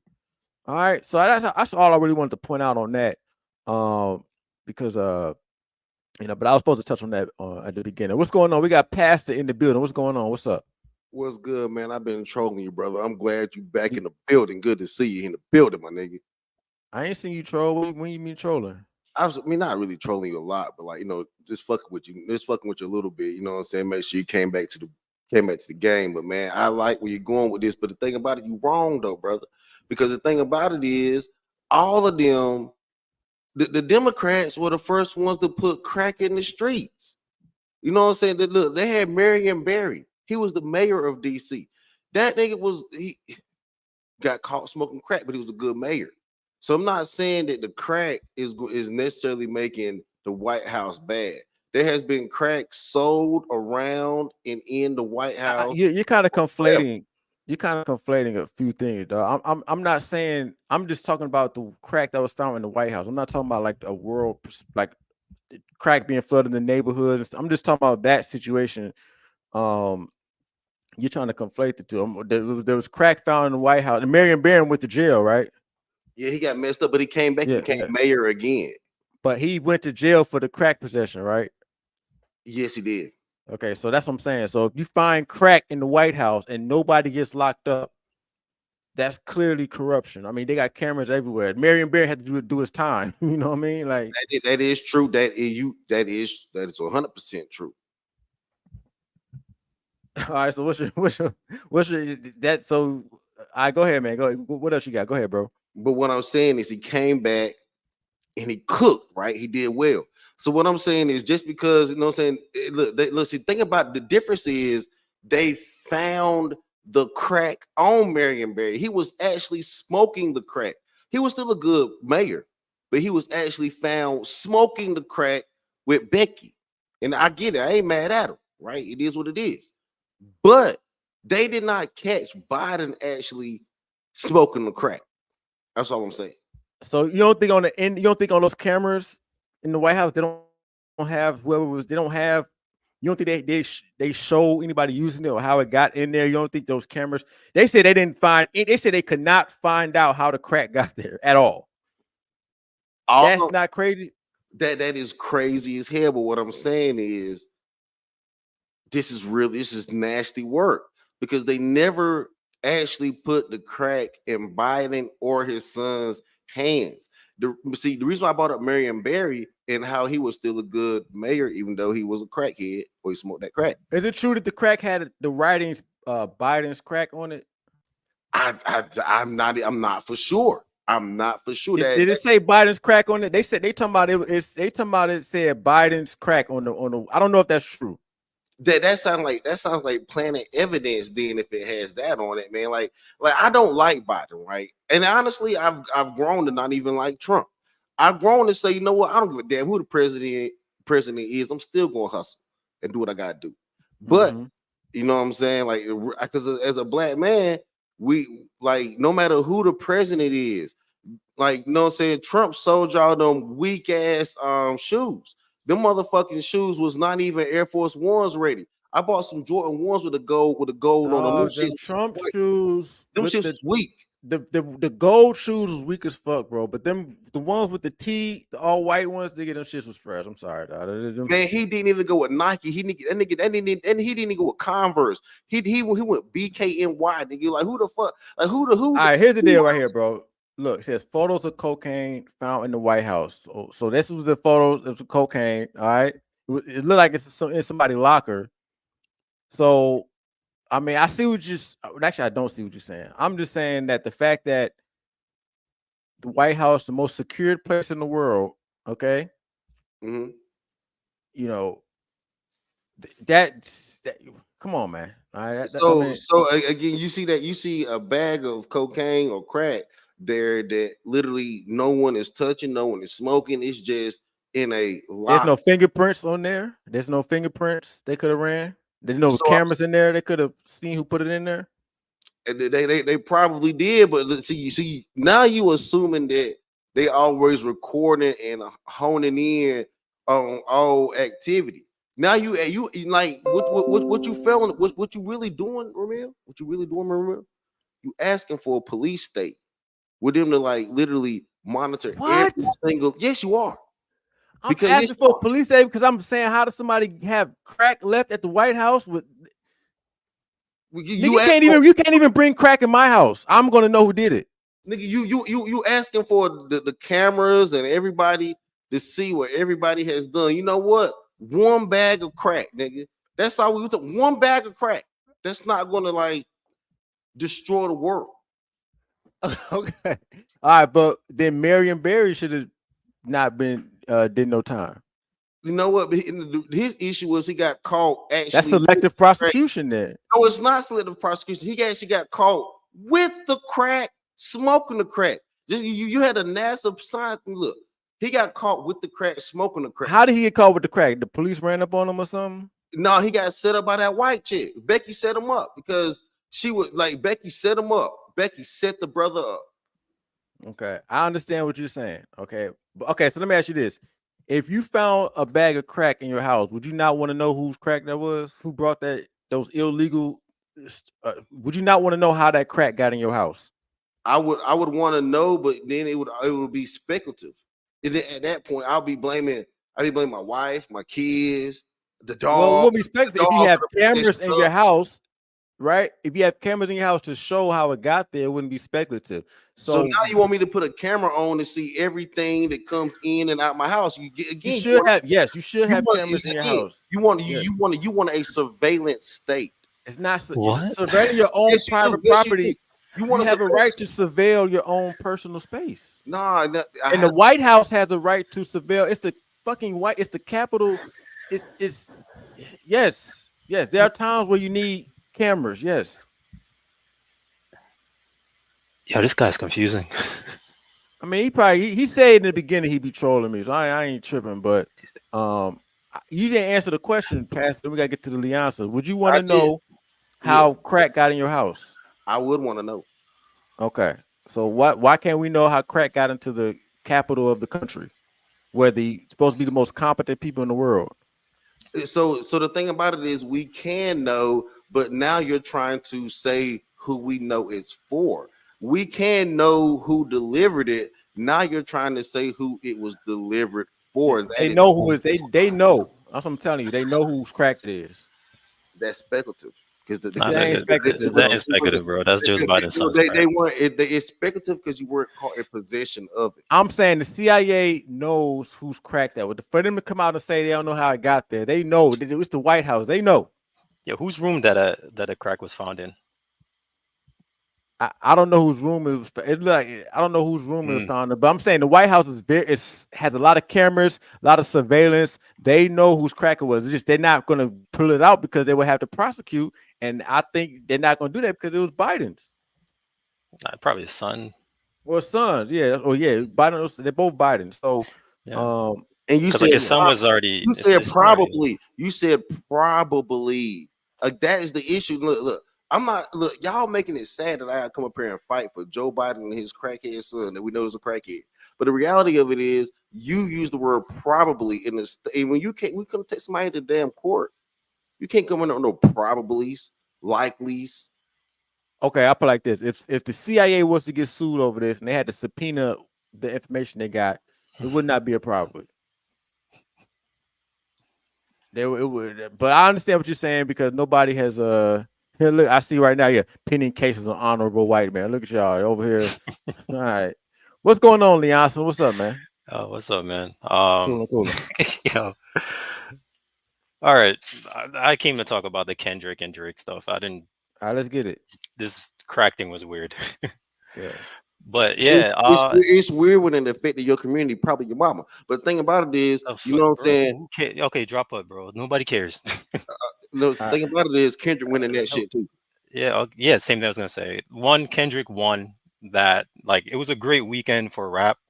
I personally, the first time this thing happened, I was like, nah, they probably set it up, because all of a sudden on Monday there's no respond, there's no nothing, then everything just got silent. So I think it was just a weekend thing. That's what I think. But yeah, Kendrick definitely washed Drake. I don't even know why he decided to pick up a pen against Kendrick, but yeah, that was just stupid. And then when he came out with the Heart 6, like, he literally contradicted himself in his own first verse. He was like, "Oh yeah, Kendrick, everybody got information from us are clowns."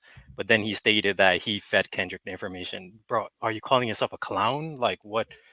Yeah, that was a counter. I didn't understand why he was. Yeah, I I'm fed like, you the information, you used it. Now, why'd you use it? You know, like that. That was just. like I'm like, I don't what the believe hell? I don't believe he fed him that information though. Oh, I hell just nah, think, bro. I think because there were articles that came out like in 2011 talking about some Drake welcomes a new baby girl or some shit like that. It was articles about it and they just disappeared. You know what I mean? So I just think but go ahead. Go ahead. Nah, you're right. And then, like, the crazy thing about it too is, like, even if right, say if all of Kendrick information got was a lie, like, Drake, your reputation is already tarnished. He hid his first son, so there's already like, what's the word I'm looking for? There's already, like, deniability to believe him that he doesn't have a daughter out there. And then, like, it's to me, it's like, why? one, why would you feed that information out there and then expect it not to be used against you? And then two, like, in Euphoria, the first one, Kendrick said, "Hey, bro, don't make it get personal." and then he literally like the next thing Drake did was make it personal. It's like Kendrick already knew game, like he kind of already knew what Drake was gonna do. 'Cause Kendrick was ahead. Kendrick was ahead of Drake, like because he did. I mentally. think he did the same thing against Meek Mill, right? Yeah. Because like I think Drake dropped a diss track, and then the second one, I think back to back, he got like he started bringing Meek Mill family in it. So Kendrick was like, "Bro, I'm Nigga, not Meek. Don't try it." nigga, I did a live stream the other day saying that the South created Drake, right? And people thought I was crazy, right? The But South created Drake. but yes, exactly. But so when Kendrick did that last diss, he actually talked about how the South, especially Atlanta, he didn't give shouts to North Carolina like he should with Little Brother. And But did Drake help out Atlanta too, though? no, he didn't. He didn't help out Atlanta. He didn't help out Atlanta or Houston. No, he didn't help out He didn't help out North Carolina, Atlanta, or Houston. And he And took Drake's- from he took from he and we let the South let Drake in. The South actually is actually who blew Drake up. That is not dog. I don't know. I actually, I mean, I just I know. don't know, This is how I remember. I remember Drake made his way fucking with Atlanta with Migos did the Versace remix, right? And then Drake hopped on that. To me, that's when he was already hot, and then he went to the Migos. I think it was a mutual. I think him and Atlanta. I think it was a mutual beneficial situation.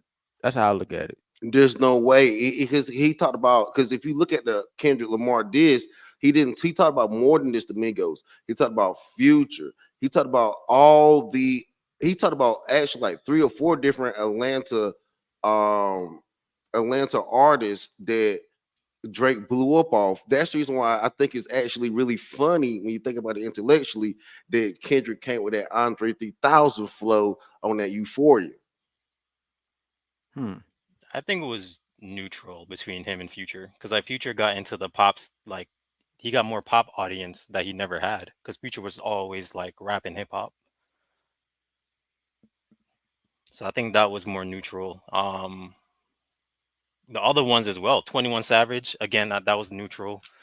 What else? I think he's just the Migos.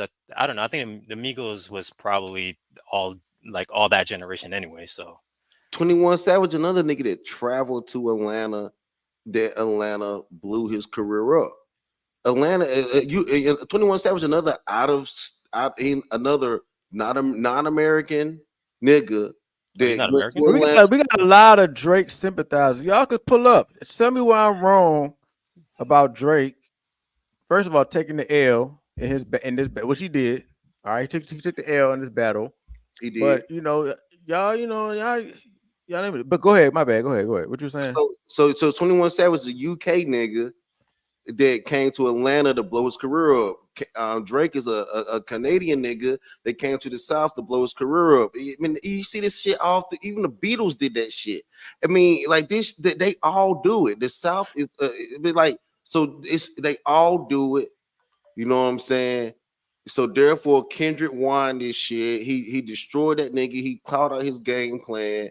He even like, you know what? At the end of the day, Kendrick killed this shit. He got Drake backpedaling. That last track, that Heartbeat 6, that was an explanation rather than a They put him on a defensive. Yeah. That's why he won, because he put him on a defensive. He couldn't even go on the offense. Once you got a nigga back in the and he say I'm done. So he waved the white flag. So he basically, but Drake ain't going nowhere. I mean, niggas still. No, he's not. No, yeah, I think this is like a Nas v Jay-Z thing. That's exactly what it is. Yeah, where And guess Jay-Z what? And got bigger and Nas just got he stayed solid. Yeah, I still think because Kendrick outside of this, because I ain't gonna stunt, I ain't paid Kendrick no attention outside of this beef to him watching Drake. So I don't know if Kendrick has the ability to, drop now to make music and albums that are going to hit without, I don't think he's going to. You don't think? I don't know if he can maintain. Kendrick has a track record. Like he has a track record of dropping something, then going goes for like The problem is. He's not like a Dre type where he's gonna drop something then keep hitting while the iron's hot. Like the Yeah, exactly. whole He not. Yeah, yeah, yeah. the He whole don't 20 teens, like that was all Drake, because Drake just keep dropping, featuring, exactly. featuring, drop. That's not Kendrick. Like when Kendrick made what was that? What's his? Not the last album. He had like another album after that. Before that, like How to Pimp a Butterfly. When did his next album came out? Like mad, like a long time. The thing about it is Drake also got Kendrick in a bad spot because Kendrick had to go pro black for this win, right? So the thing about it is there's no more making songs with Taylor Swift. There's no more, there's no more of that, there's no more of that market, you know what I mean? That market's gone. I don't think so. No. Oh Do yeah. you think the Kendrick can't tap into that market no more No, with yeah, this he can. whole with this, like, 'cause, you know, he don't make it. He did make a song with Taylor Swift. He did make some poppy shit, right? So he can't tap into that market. He don't. So the thing about it is he don't open the door for Drake to come in that market because he done cut himself off from that market now with the pro black move that he made to win this battle. So he won the battle, but I don't know if he's gonna actually win the war. Yeah, I would agree. I mean, once again, Kendrick is not that. He's not the fucking. He's not the extrovert guy, you know. But he Yeah, did. he's This not. was a come up from that. Somebody said this was a come up for Kendrick. Definitely was. Yeah, I ain't. Hey, yeah, I that was a say, come up. But he did what he had to do. He did what he had to do, nigga. yo, Just you even guys on a say, rapping level, this nigga out rapped Drake. I mean, this nigga put up different genres of beats. Just on a strictly rapping, you guys this can is hear my how. mic.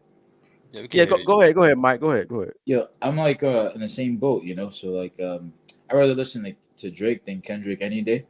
I mean, Kendrick Lamar. I mean, being from New York, he's kind of like sleepy for me. That's like my personal opinion. But the thing is that you know, what's his name? DJ Academics last night was saying that like I mean, Kendrick is beating Drake right now by like what, like half a million or like a million like in views. But the thing is, I think people are more interested in hearing about Drake's downfall or like funny like fucked up shit. That's the only reason why he has more views than Drake, because they're both right now the top 10 songs with Taylor Swift. All the people with like top 10 songs right now. Five of them are between Drake and Kendrick. So I think Kendrick is like 3 songs and Drake are like 7 and 8. So you know, it makes sense. Like if you think about it, like nobody is really fucking with Kendrick over Drake, like in top 10 songs, you know, like that. So people are just more interested in hearing about what Kendrick's got to say about, like, you know, the top guy, you know. So that's the reason why he has more views, you know. I can agree with that. And them songs was better. I'm sorry. Hey, that Not Like Us is still a bop. Stop it. They gonna be playing that Not Like Us 10 years from now. Though, I promise y'all. They're gonna be playing that Not Like Us. Yeah, it's gonna be They even. gonna yeah, that Not Like Us track. They gonna be playing that shit in like 2040. All right, I'm Yeah, just telling y'all right now, bro. that you can't deny. But like thing is, like you guys were talking about before I hopped on, like after, let's say, give it about like 2 weeks to a month after this whole thing cools down. Like, you know, I know you don't really fuck with like Kendrick just like on a normal day bumping in your car. I don't. A lot of people said that as well. So like at the end of the day, it's like, kind of like Jay-Z and Nas, like you guys were saying. But I the first thing I thought too, like I was telling my boys yesterday, that like Drake sounded really defensive. But the thing is that he's just more popular, so he's an easier target, you know. So like a lot of people, like, you know, who would have ever thought that people would have respect for Drake trying to even battle Kendrick? A lot of people have respect for him, you know. I have respect for him because like he's very popular, so it's very easy for him to have to be on the defensive. So it's Nah, like he's gonna automatically lose, you know. but Mike, this is not the first time that Drake punched above his rate. His I said race, his level lyrically. Like he did it with Pusha T. He did it with some underground rappers. He did Drake. Like Drake liked to battle rap. Like if you listen to Drake battle rap underground wise, like he's not the great. Like he's just not. He's not good at it. But like his ghostwriters definitely does help him. But Let me ask you this: do y'all think Drake is gonna sue Kendrick for calling him a pedophile, or did he call him a pedophile? Did he call his crew a pedophile? Either way, do y'all think he gonna sue for that? I say we get another 2 to 4 tracks, and like Drake is constantly being defensive because, like right now, he could. I think it's over. Yeah, I think they it's can. over. If they stop it right here, then I think like that's it. But like if Drake, you know, gets his feelings hurt, more than this, and he tries again, and he thinks Kendrick's gonna just chill, then I think he might do that because, I mean, it's only a matter of time before like people start realizing it bothers him, and then where I'm going with this is just that his career could actually have a stain on it, because it's really hard to stain Drake. Let's be honest. No, it's Nah, not. What this are you talking about? this He's been staying on time, bro. definitely stained Drake. This Nah, definitely but stained. he got pissed on by P Diddy. Apparently, he got pissed on by Ti, and globally, like I'm traveling the world, and like he's having concerts sold out in all these countries I'm at, So nobody gives. If you say that like in these countries I travel to, they be like, "What the fuck are you talking about?" He got pissed on. Oh no, internationally people were watching this because I was talking to people from Turkey. They were saying Kendrick won. I was talking to people from China. Like people No, yo, they everybody was probably watching won, this. but That's what I said. This was like a weekend thing for hip hop. Like how it just brought the disc game back into hip hop. It just brought a new look. Okay, Like so y'all these didn't even younger answer the generation never question. Do really. y'all think Drake is going to sue Oh, Kendrick for making those allegations? all right. I'll do this first. Like it's a gray 'Cause area, Drake right? definitely has a Drake definitely has a history of the paperwork trying to do it at the same time as trying to be cool with the streets. Like he tried to send a cease and desist on like that. Do y'all think Drake is going to pursue like DJ Vlad? Do you think he's going to pursue legal remedy No, I think it's a if gray his area. career fucked up? Oh, if his career fucked up, then yeah, I would. Because I know I would. Fuck that nigga. I'll sue his ass too. Fucking up my career. Like the same thing with DJ Vlad thing. Like you don't fuck but with somebody's livelihood. I think But that this is part of. Well, hold on, Mike. my But bad. this is part of the outcome of just dissing, like diss battles. Exactly. Like if you come out looking bad after you started, that's your fucking fault.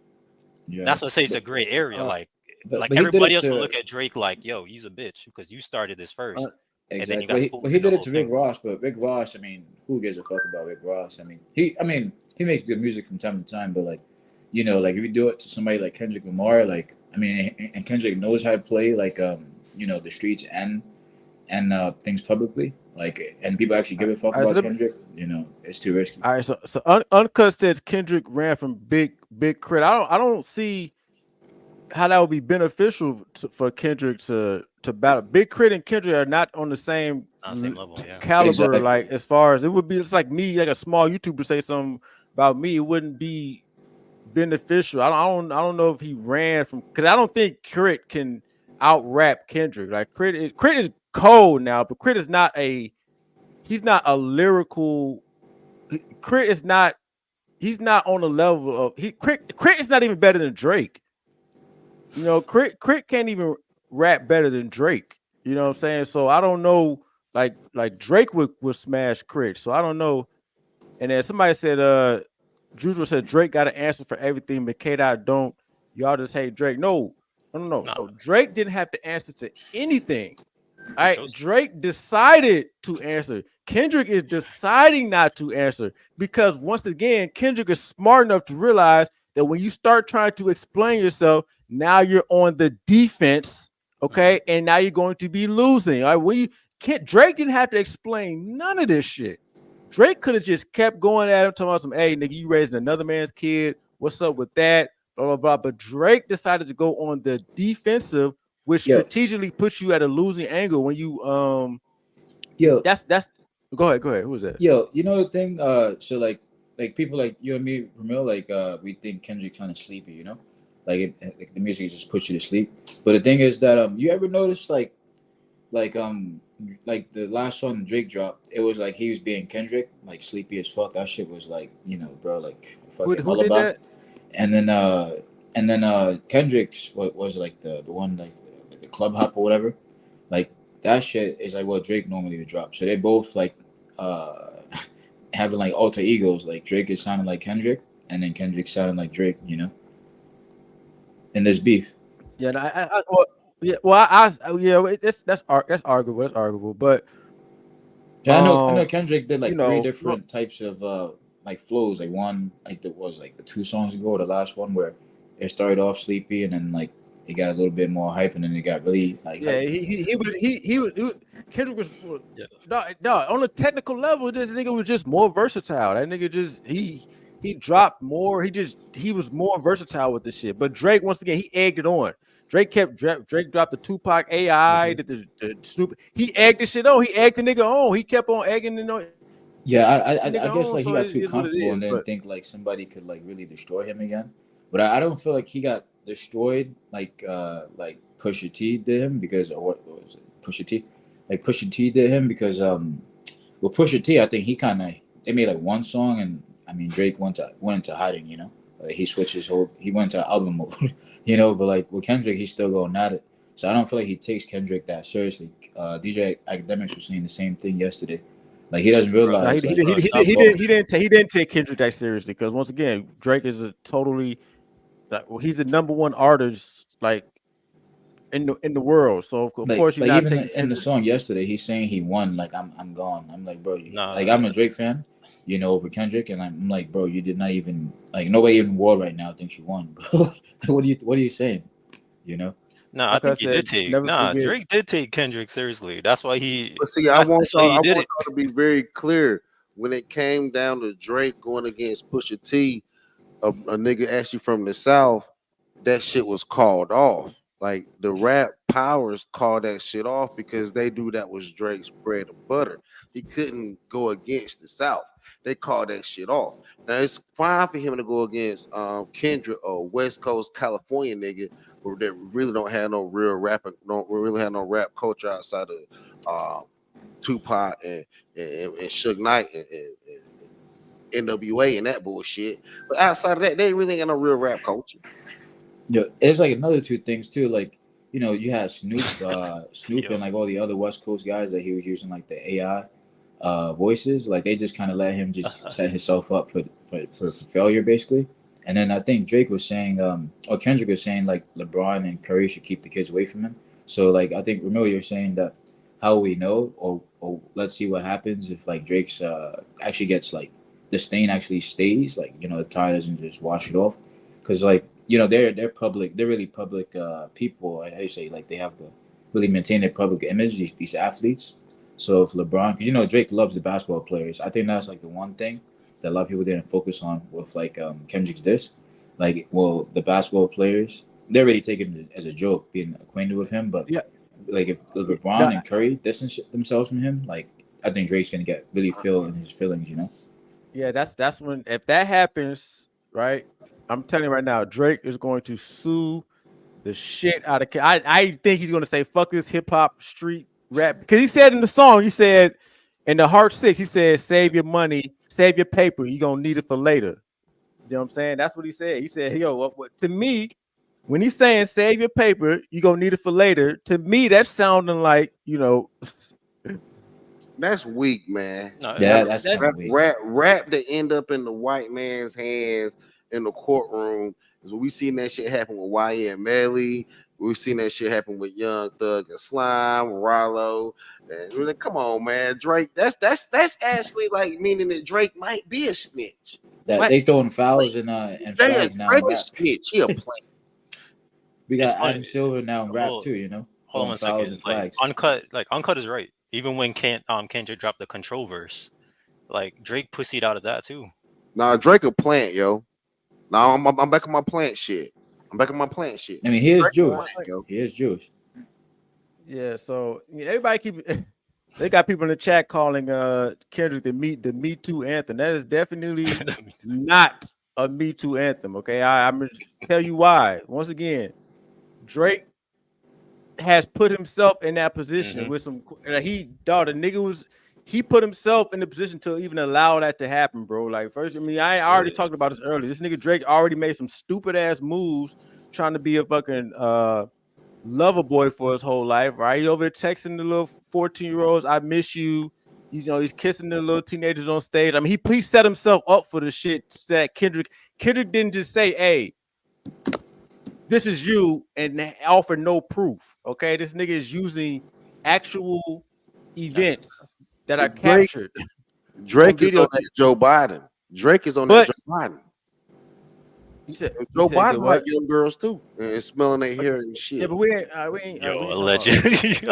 Yeah, we talking about what we know, like that's actually what gave Kendrick the feel to do that. It's not like he, it wasn't just out of the blue. You know what I mean? Now, once again, if Drake sues him, though, I understand because Drake ain't been charged, he ain't been convicted, so I understand. If Drake can't, if his career takes a hit because of that, I would not be mad at Drake. But here's the thing, though, doing Ramil. that. Like, say if Drake did sue Kendrick, right? Wouldn't that just emphasize not like us? Because no other rapper, like Yes, it would. Nas did Yes, not. Yeah, yes. Nas did not sue Yes. Exactly, yo. It, Jay-Z. it would, but it would be Like, on it would be some. more of a But bigger blow. But Drake nah, Drake would I take get the what you're saying. public Yeah. hit. He would take the public hit, but the monetary hit, Kendrick would not be able to release another album without Drake getting this percentage. If that was the case, Do you understand But what I that don't would think. do to rap? That would destroy rap. it could. Dude, that would It destroy could. rap. So why did that- Drake say? Why did Drake say save your paper? You're gonna need it for later. Why did he say that on the I Hurst? understand. Why did I Drake say? understand that. I'm not arguing that. I want to know. I don't know Yeah, why. I think Ramil. I I think the think he reason why he said I'm not might have that. arguing said that that. point. I'm He not might have. arguing that point. I agree with you, but that would destroy rap for battle rap to end up in the courtroom because of what a nigga said. I agree with you, but what do you think Drake meant when he said save your paper? You're gonna need it for later. I He could agree be with you. talking He's gonna about try to child sue him. support. He could be He's going to talking try to about. sue him. But I think taking battle He could be talking rap. about child support. He could be Yeah, he talking, could be talking about anything, bro. Because like, but that's still very specific, though. I mean, Drake like a it's nah, not. Karen. it is very Drake is a specific. Karen. He a plant, and to take battle rap to the courtroom is some weak, soft boy drizzle shit.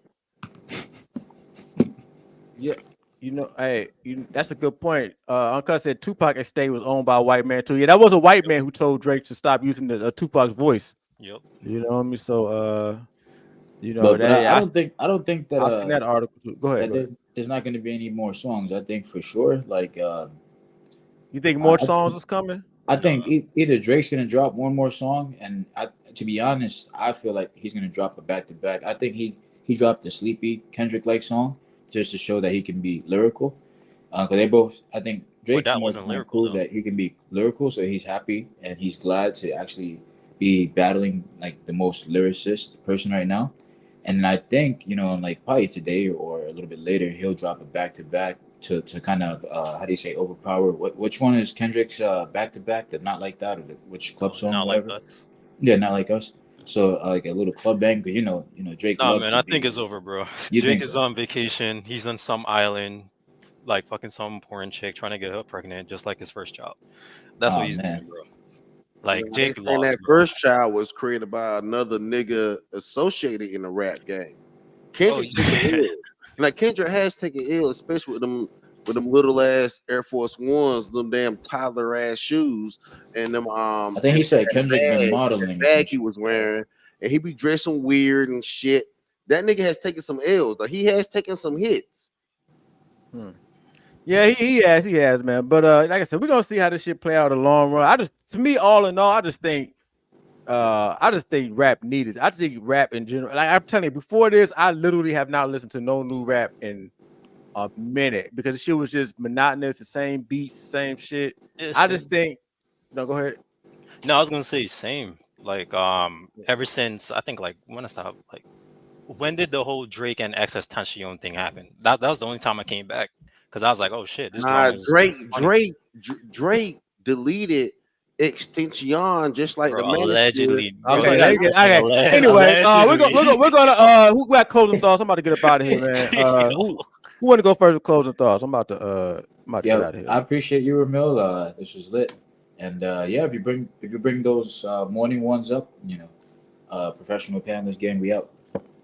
I bet. Appreciate you, man. So Salute. I'm Who up next? out of here. Drake is a plant. That nigga has something to do with Extension. He did. I mean, allegedly, that nigga did. Drake he's slimy. We gotta watch that nigga. You know what I'm saying? But Kendrick won the battle. He might not win the war. Thank you for having me up.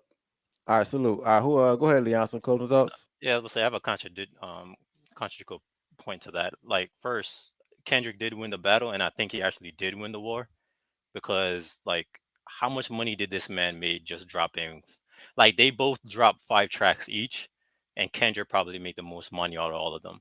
So I think that's why Drake was like, "Oh yeah, pocket your money," because like, yo, maybe the next time we hear Kendrick, But no, we're he said all you're gonna need it for 55. later. He said you're gonna need it for later. Maybe, but like I said, like what Kendrick always do is he would drop songs and then disappear until Okay. I So think he's his saying money's because he low. might not So drop he's money. music, he might need his money. Yeah, he Okay. might lead his money because Okay. like Drake, like I think he just admitted, yeah, you know what, you won, you have more views than me, you made more money, good shit.